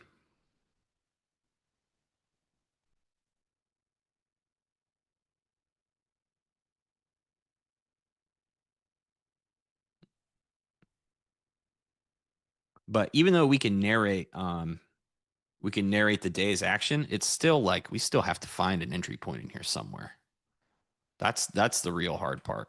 So when I would go through days and just go through a month looking for patterns, looking for ideas, how to create my own, you know, areas to interact with the market. Okay. We can kick off this. Leave this node. That's what we need. Leave that node behind.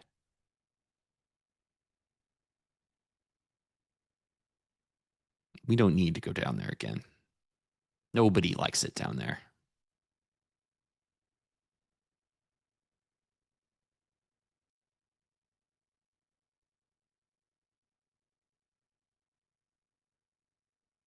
Let's see.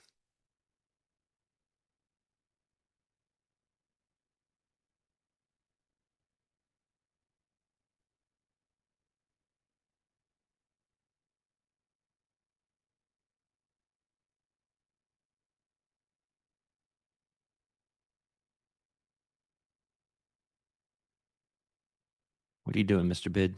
You want to go for it? Hmm?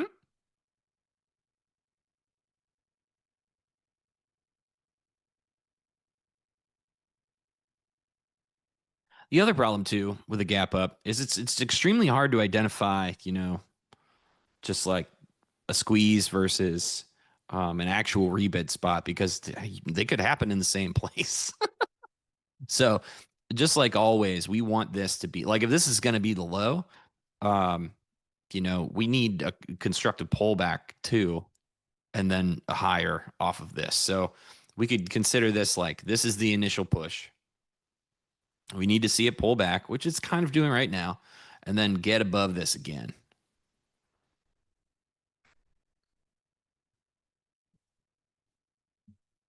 A new high would be encouraging, Sai.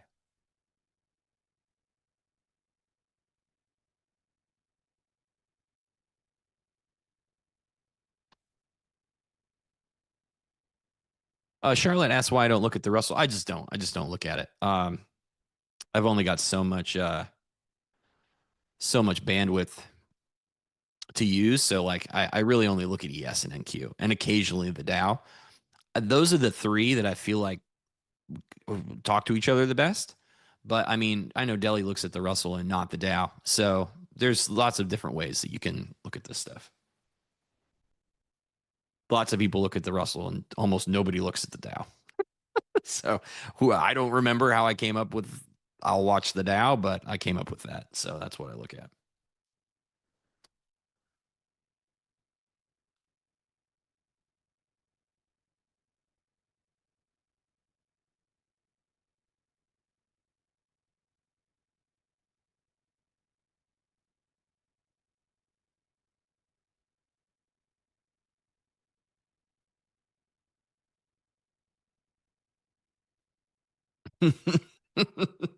Stow levels indicator. I could just change. I could just call the I could just call the MGI study the stow levels if you want. We're coming up to my 24-hour view up here shortly. We're coming up to my or low after that. These are primary targets if you're long. The stow or low. That's funny. Yeah, sure, Stan. You can trade with just a volume profile. I like to use both because I want to know what's happening at those inflection points. But I mean, you don't need it if it doesn't click with you.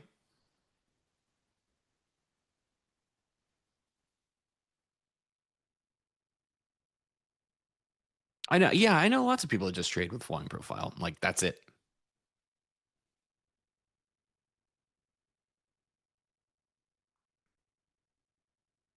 And then there's lots of people that don't even use the volume profile.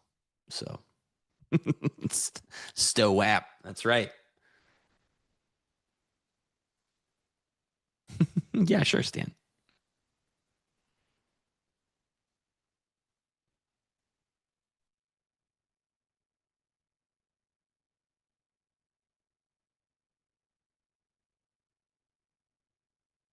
It's thinking about it. It's thinking about it. What the hell's ES doing? It's smacking up against this spot. Yeah, ES is still looking like garbage. They're actually kind of lined up a little bit better now. Not necessarily with their place in MGI world, but with their like they're both grinding up against this -1 on the RTH VWAP band. Doo-doo-doo. Crude oil futures trending near session lows.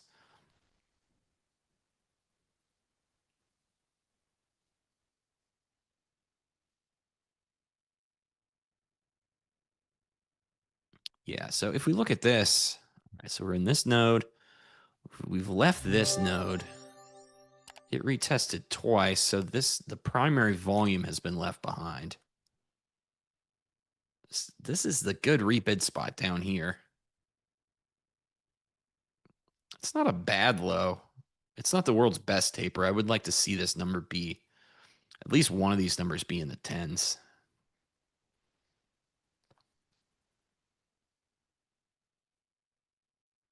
I don't know.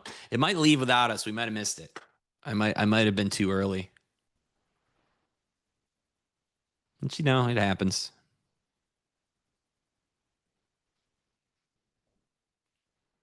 Am I into venison? I haven't eaten venison in a very long time, but when I was a kid, I used to eat it constantly because we grew up in the woods and my uncles would all go they'd all go get deer and then the family would split it up.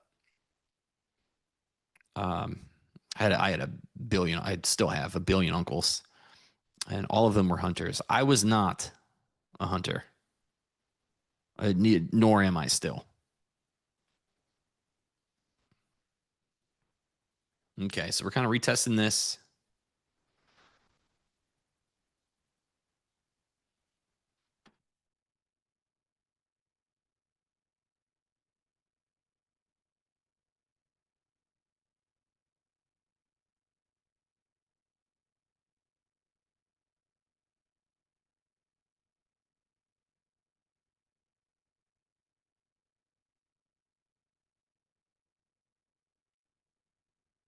Pretty heavy.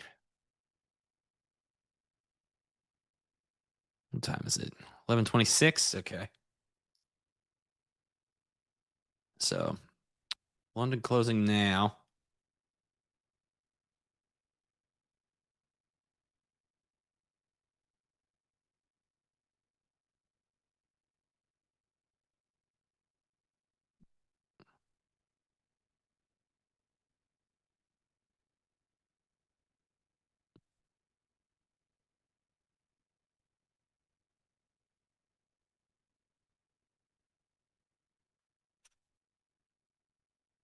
Sheesh.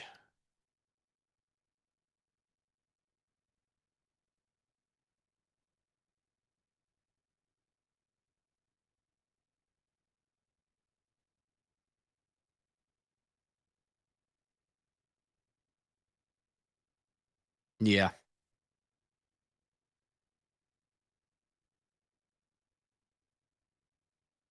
This was a bunch of absorption up here at all these equal highs.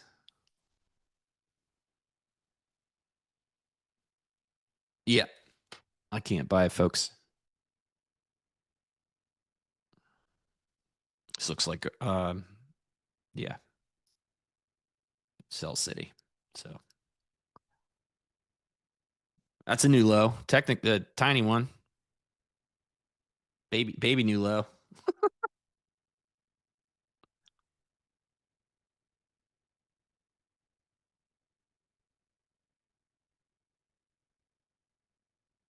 Really aggressively pushing now. Yeah, I mean, we might get to, damn, I don't know why it's not extending. It's gone. Yeah, the London 30-second OR starts at 478. So right here. This spot was the London Open.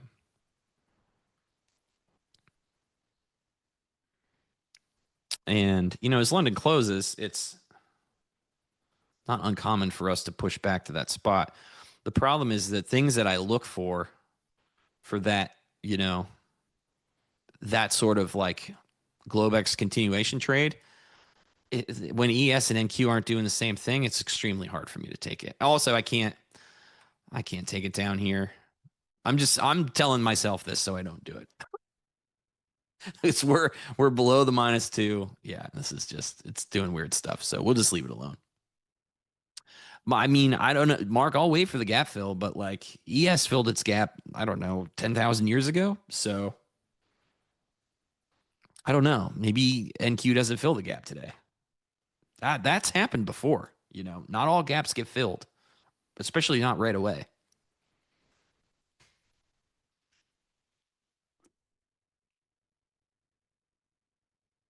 It's fine. We'll wait.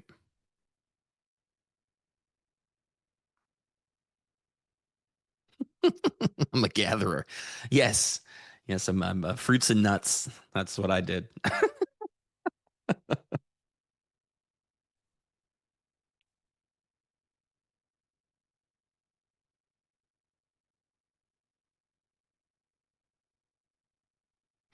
I did eat Bambi. I'm sorry. It's true. The thing about Bambi, though, if you don't take care of the deer population, it will quickly overrun and turn into a big problem. So, I'm all for conservation and also animal rights too. But all the hunters I grew up with, my uncles were like, nobody loved the woods more than they do. Nobody cared about the environment more than they do. So that's often like in the national conversation about those two things. It's often overlooked that like hunters are kind of At least the ones that I knew when I was growing up, they're kind of the people that take care of the woods the most. So.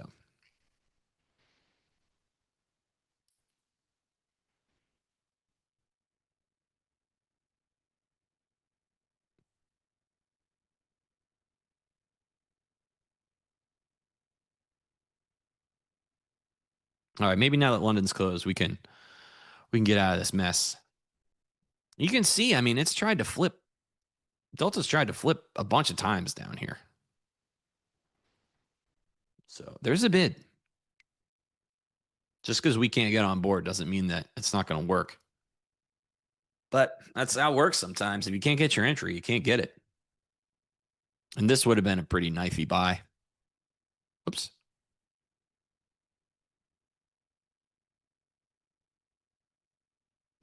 Yeah, exactly, Regal. Yep.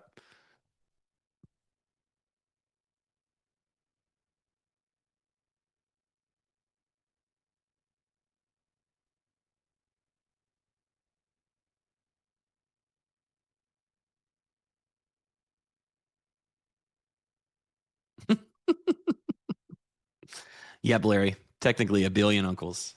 This is a super big family. We have to rent out like an entire state for family reunions.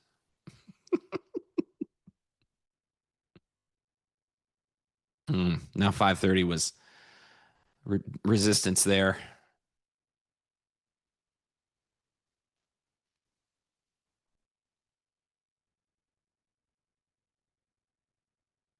Hey, Omni, what's up, homie? I haven't seen you in a bit. You bid the Dow? Okay, cool. Well, I'm sure that it ran some important low if that happens. So that's good to know. Good to know, brother. Thank you.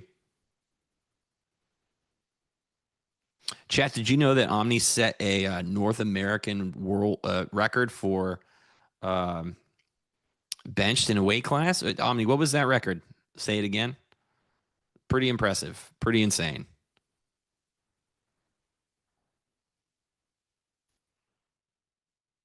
Omni benched 431 at 163. North American record. Number one, baby. That's my guy. That's my dude.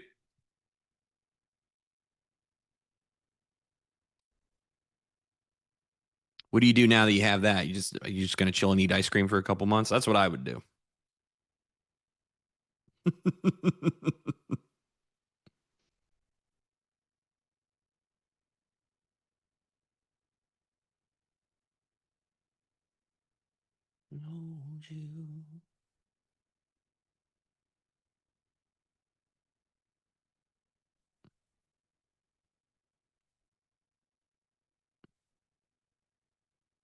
All right, let's look at the whole day.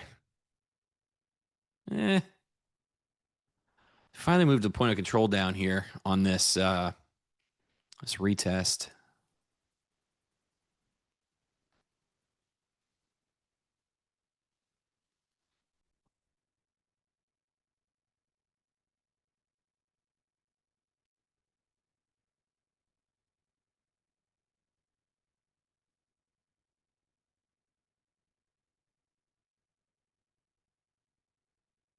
Hmm. You think it's controlled selling? I mean, I've that's a term that's thrown around a lot. I don't know if I specifically believe in such a thing. I think oftentimes this is just what selling is like. This is just what an auction is, you know. This is price discovery lower. I don't know if that means it's controlled or not. To say so, my beef with that term, and just for the sake of conversation, because I'm not in a trade, I probably won't be in one for the rest of the stream unless something insane happens. I think saying controlled selling implies that someone is in control, and I don't believe that that's necessarily true. I think that this is an auction, and you know, this price was auctioned here, determined that it needs to be lower. Price was auctioned here, determines that it needs to be lower, and now we're down here. So we're just kind of making new lows It's getting a little more wiggly down here, though. So it's like expanding downward and upward. Yeah, I don't know.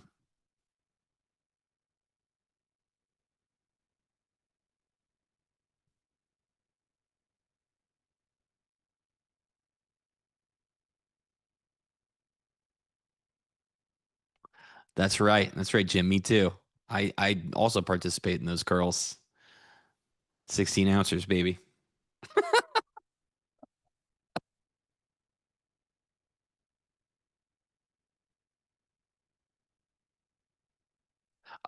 Jesus, what's my support level? I mean, honestly, it's right. It's right here, 510.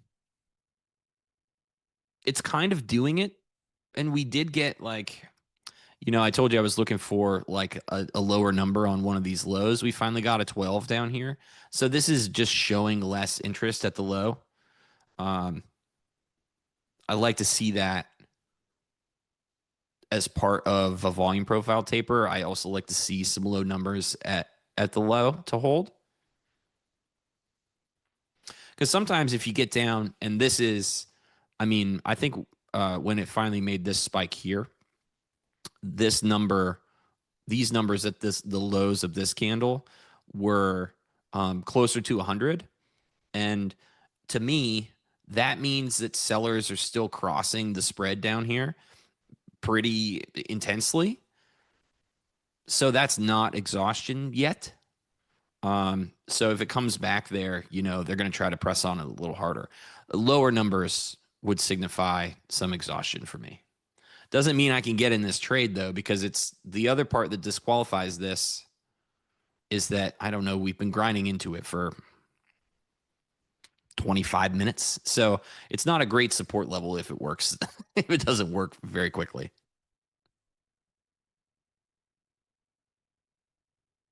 And then beyond that, I mean, the previous day high is still, like I said, it's still a 445. That's a billion years away. The London opening range hasn't been retested yet, so I'd like to see if that buyer is still there down here at 475, 480 spot. Yeah. The other part of a gap up that is selling that's tricky is there are many support spots that were either created overnight or from the previous day. So you got to kind of use, for me, I got to kind of use the filter of the current day's action to, keep me safe from trying every spot. Because you can try, you can try every support spot on the way down if you want, but it normally doesn't end very well. And, you'll take 12 losses and then, you probably won't have that 13th bullet for the one support level that was going to work. So sure. No problem. Homie.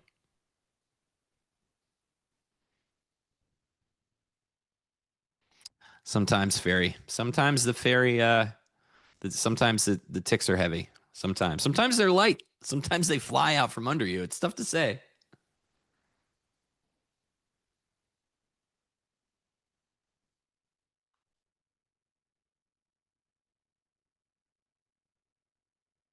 But I mean, we're still like, this is kind of, in my mind, I'll go back to this overnight action. So again, use your imagination here. This is the London Open right here. And we're coming back into all of these highs. So this is today's low down here and 500. And then this is, all of these highs from the overnight. And there's a buyer there. Doesn't mean that they're going to be buying it forever or that price is going to leave this area, but someone is buying it.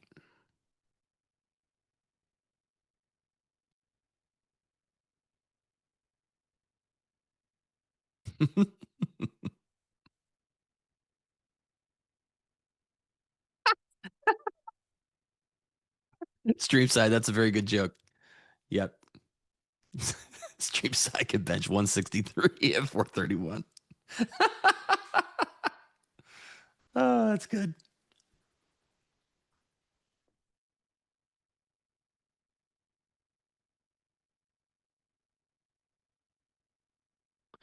The other impressive thing about that record, Omni, is that like, I mean, I didn't know this until we became friends, but there's a lot of rules with weightlifting. Like to qualify for a record, you have to like do it just right. You know, like you can't, there's lots of things that you can't do. Um, and you can get disqualified very easily on technicalities. And that's, I've learned that from Omni too, watching him do these competitions.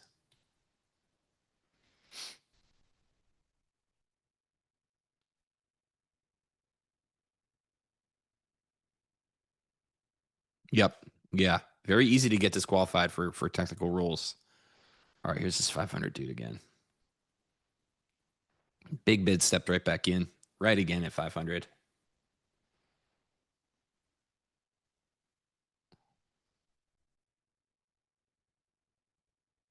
And now I feel now.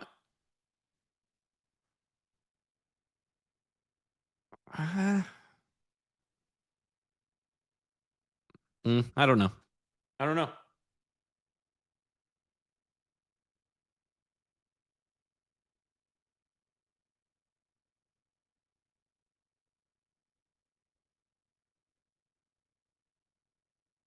Yeah, I don't know.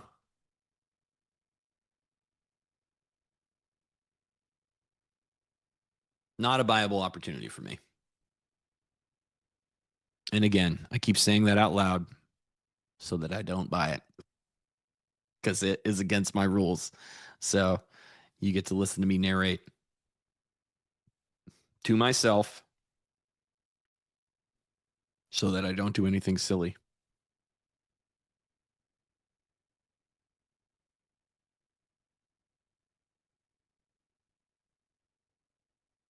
Definitely,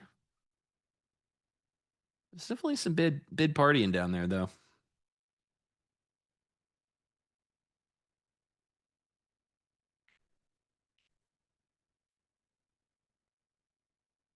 Oat trades, yeah, you can use whatever color candles you want. This study is called Delta Map, and um, it colors the candles for you.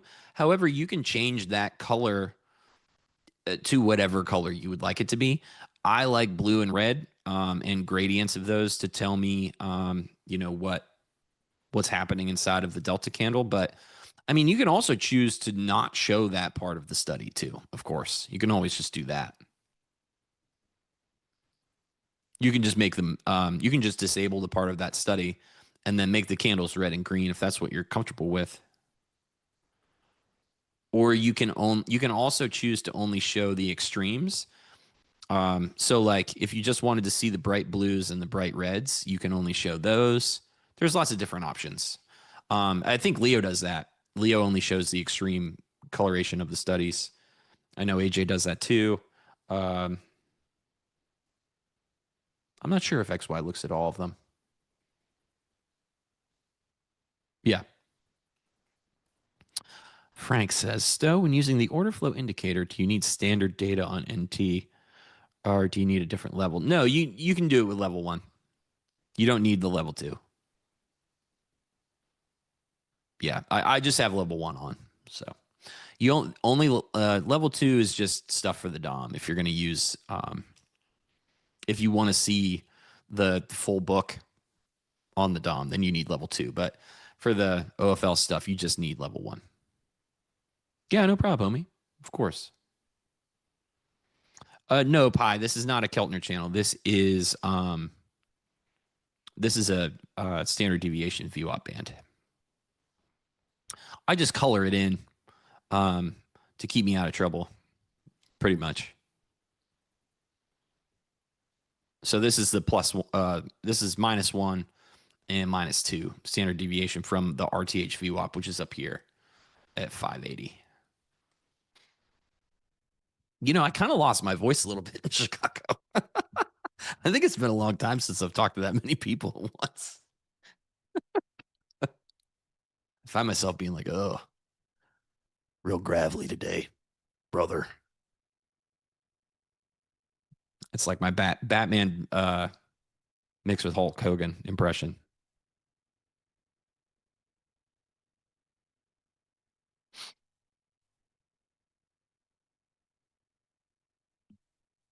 Whiskey trader. 440 to 400 areas to get long. I mean, maybe. I don't know. I'll certainly look for a bid at 440.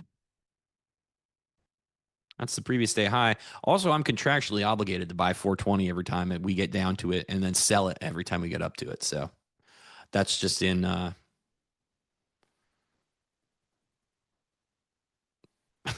I'm just kidding. Oh, cool. Macho Man. All right. I'll take that. I liked Macho Man more than Hulk Hogan anyways when I was a kid. That's my what were those things called? Wrestling buddies? Did you guys have that? Anybody have a wrestling buddy? I had one and it was Macho Man. That's not what they're called. They're not called wrestling buddies. They were called something else. Like ring buddies or something like that. Does anybody know what the hell I'm talking about? Curtis, I also had a Stretch Armstrong. That thing sucked, by the way. That thing broke immediately. Night one. The goose started coming out of Stretch Armstrong. Oh, he can stretch into next week. No, he can't. No, he cannot.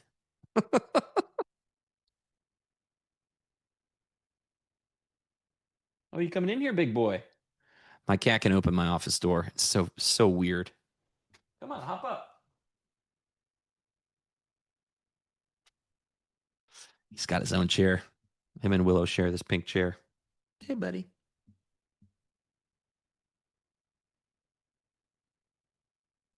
Don't turn off my computer, dude. Do what you can, please. So full of mischief.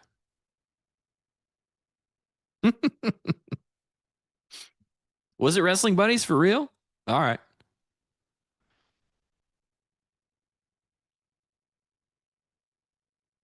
Anyways, yeah. For those who don't know what that is, if you're not a child of the 90s, you probably don't. It was just basically like a pillow shaped like wrestlers. And, you know, the commercials were really good. I encourage you to look up, if you get bored with today's price action, go to YouTube and find just put Wrestling Buddies commercial in there. It's going to be awesome. I'm actually going to do it as soon as the stream's done so I can watch it again.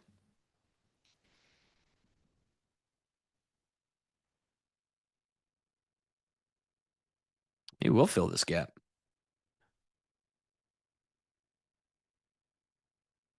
ES said it's monthly open.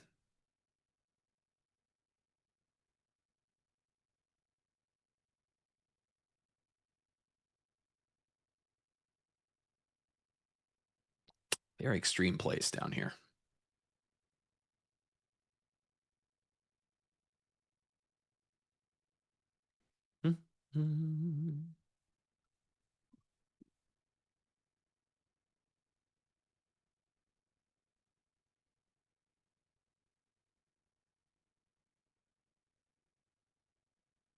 Yeesh.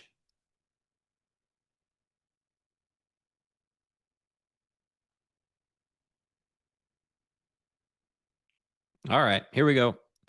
Here's our I'm coming down to that 480 spot. Pushed very hard to get here.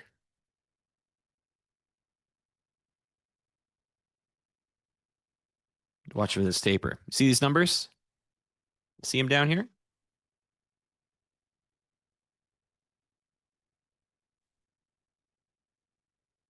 This is what we're watching. Nice and tiny is what we want. We can keep these numbers nice and tiny and then get back above this.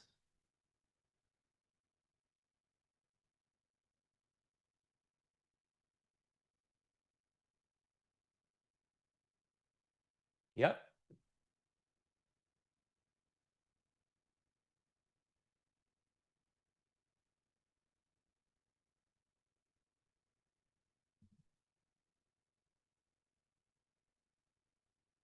Okay, we've hit the 30-second opening range now.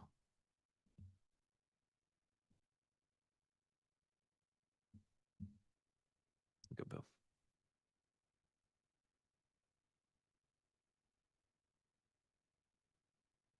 Okay. Not super tiny. Not tiny enough. Not very exhaustive.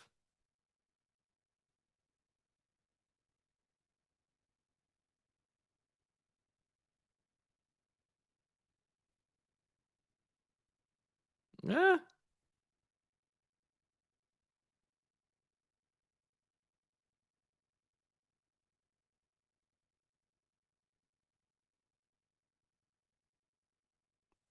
Uh, Not very. Yeah. There you go.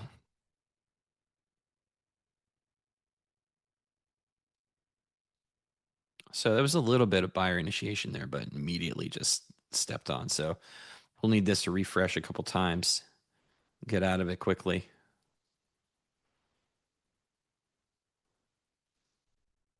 Easiest in the world. Okay. Back here. I'm going to retest this. I mean, we're so far out of the woods yet. So I'm just trying to narrate this low. So the things I need to see to get long here is not just this continuing, but we need to get past. Nice. Do you see how one of those numbers was completely eliminated? That's a good sign.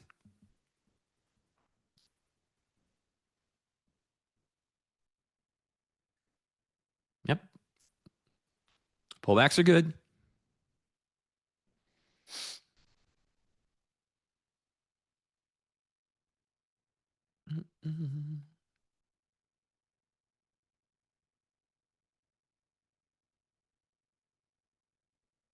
Okay, see if we can get back down to 500 and then get a reaction here.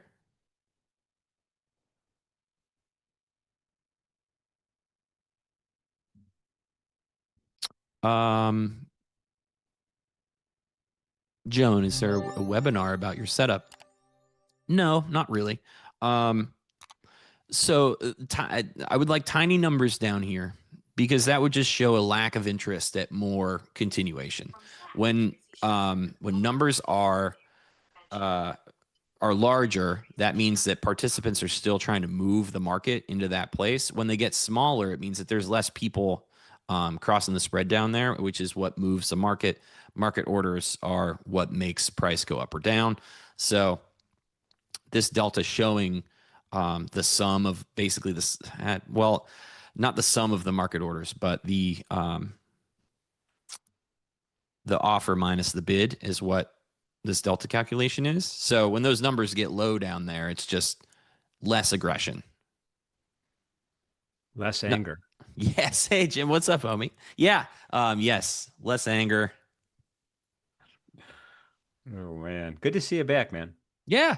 Good to be back. I got everything I need here. I got my cats. I got all my screens back. It's pretty good.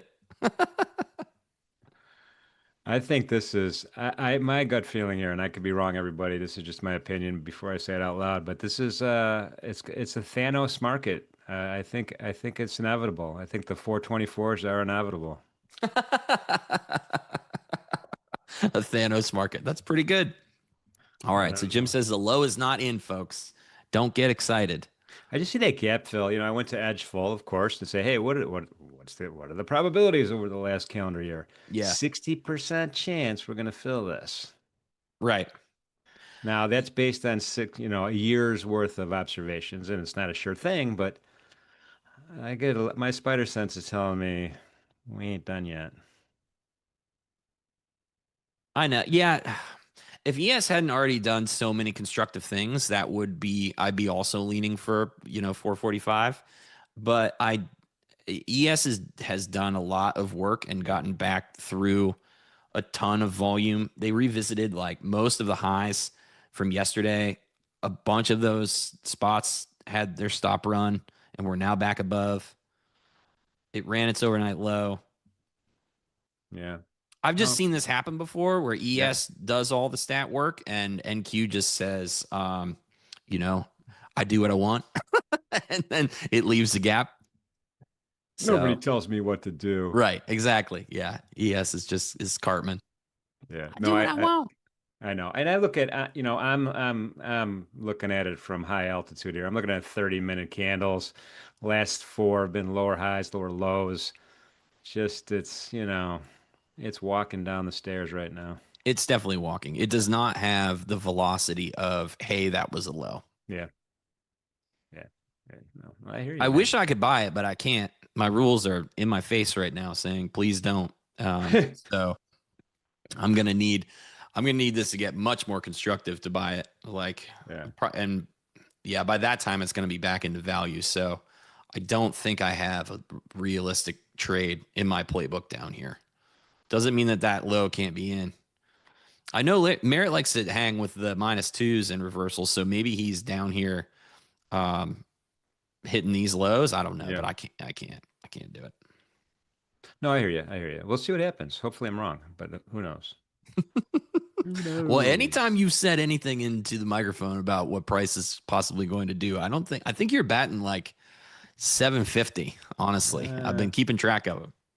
I don't know. I don't know. I'll keep my fingers crossed. I don't know. Cags can secretly trade, chat. Just by the way, he's not just here for his good looks, which we also appreciate. Oh, all right. You're losing credibility as you speak right now. But we got to talk about 431 pounds. Yeah, dude, right? Isn't that insane? That's insane. You should be friends with Omni. He's a great guy. Yeah. Very good trader. Yeah, but also an insanely impressive bodybuilder, weightlifter. What do you Yeah. call this, Omni? I don't want to say the wrong thing. Power lifter. Power lifter. Thank you. Yeah. Yeah, Awesome. he's been doing it forever. He's a judge too. Yeah. Yeah. That's fantastic. Anyway, so now they realize, okay, Stowe's back home, so he could work twice a day now. So you're coming back in the afternoon. Yes, sir. Yes, sir. All right. You're with Leo, I do believe, this afternoon. Yep. Me and Big Cat this afternoon. And then I think also me and Leo are trading tomorrow morning too. Yeah. Okay. Okay. So that's great. cool. I can't wait, man. I can't wait. Yeah, Fridays, the Friday morning trades, that's, people are like, oh, it's Friday. No. There's opportunities. There's stuff Oh happening, yeah. man. Yep. I love to hit that Friday morning. Lots of very good trend opportunities on Fridays. Yeah, I'd say Fridays is maybe like my second favorite day to trade. Yeah, I hear you, man. All right. Well, we will see you this afternoon. I am gonna squeeze in a really quick edge report, Stowe. Appreciate you. Sweet. Glad you're back safely, and looking forward to talking to you this afternoon. Thanks, brother. Bye, chat. See you in a bit. And let's not forget, folks, the thumbs up button right there. Click on that. The subscribe button right there. Click on that. Stowe's a hard worker, man. These guys are awesome. Appreciate him being in here today, and we'll see him again this afternoon with Leo, the big cat tiger. Just real quickly, here's what I was talking about with the micro Nasdaq, right? We're back into the London initial balance. We're back into the London initial balance, and no, I didn't think that was possible when we had the IB highs here in the U.S., but we are. And so just below that, there's a really nice area of support. That's at 23,463, and you could just kind of draw a I'll draw the rectangle. We got a couple minutes here. Let's draw the rectangle real fast, just to kind of visually kind of say, all right, where is that support at? And so we haven't had a body of a candle closed in this rectangle ever since, or a body even being in that rectangle ever since, before midnight last night. I don't know, was that 8:30? So this is what I consider support. So we're coming down. The blue line below it, though, is that gap fill, 23,424 spot 75. And as everybody's pointed out today so far, gaps don't always get filled, or it might take a long time to get filled, i.e. several days, or maybe never. That's true. But it's on my radar screen as a target on the downside if we could break through this area of support, if we continue to go south. We have 1, 2, 3 30-minute candles with lower highs, and we have 1, 2, 3, 4 30-minute candles with lower lows. Well below VWAP right now, well below JX2. And then the final JX number here, which is really important, is this JAX4 level right here, and this is at 23,500. So that's on my radar screen. Real quickly, let's just shoot over to Treasury bonds really quickly here, because it's we have a lot of great stories, a lot of markets with a lot of great stories today. Me and Shai are going to cover a bunch, and hot commodities at 2:30. We're back up in rally mode, going to attack this double top up here, approximately 116.09. No, that's not right. Let me just tell you what this high wick is. This might be 03. Yeah, 116.03. And, we're driving back up there again. Moving averages are all straight up. And not only that, the 21 crossed over the 50. That's kind of a big deal. So this is looking super bullish. Intraday here, Not a lot of range. You would say, well, we haven't moved much today. Well, yeah, that's true, but keep an eye on this anyway. Nice point of control right here at 115, 25, 30 seconds. And we have the previous session's highs in that 0 DTE gamma wall and call resistance at 116 even. That's on my radar screen for today. Remember, there's a 30-year bond auction at 1 o'clock, I believe, this afternoon, and that might move this market a little bit. Remember, it's $31.25 per tick. It's a little bit of a bigger market there, so be careful. Appreciate everybody being here with us this morning. NinjaTrader Live. Great guests today. Great trading today. We'll be back, like I said, at 2:30 East Coast time. Me and Shai with Hot Commodities Report. And then after that, we're going to have Stowe back with Leo, the big cat tiger, trading the close. Can't wait for that. Appreciate everybody being here today. You guys were awesome, and I'm looking forward to seeing you this afternoon. In the meantime, relax, have a great lunch. Talk to you soon.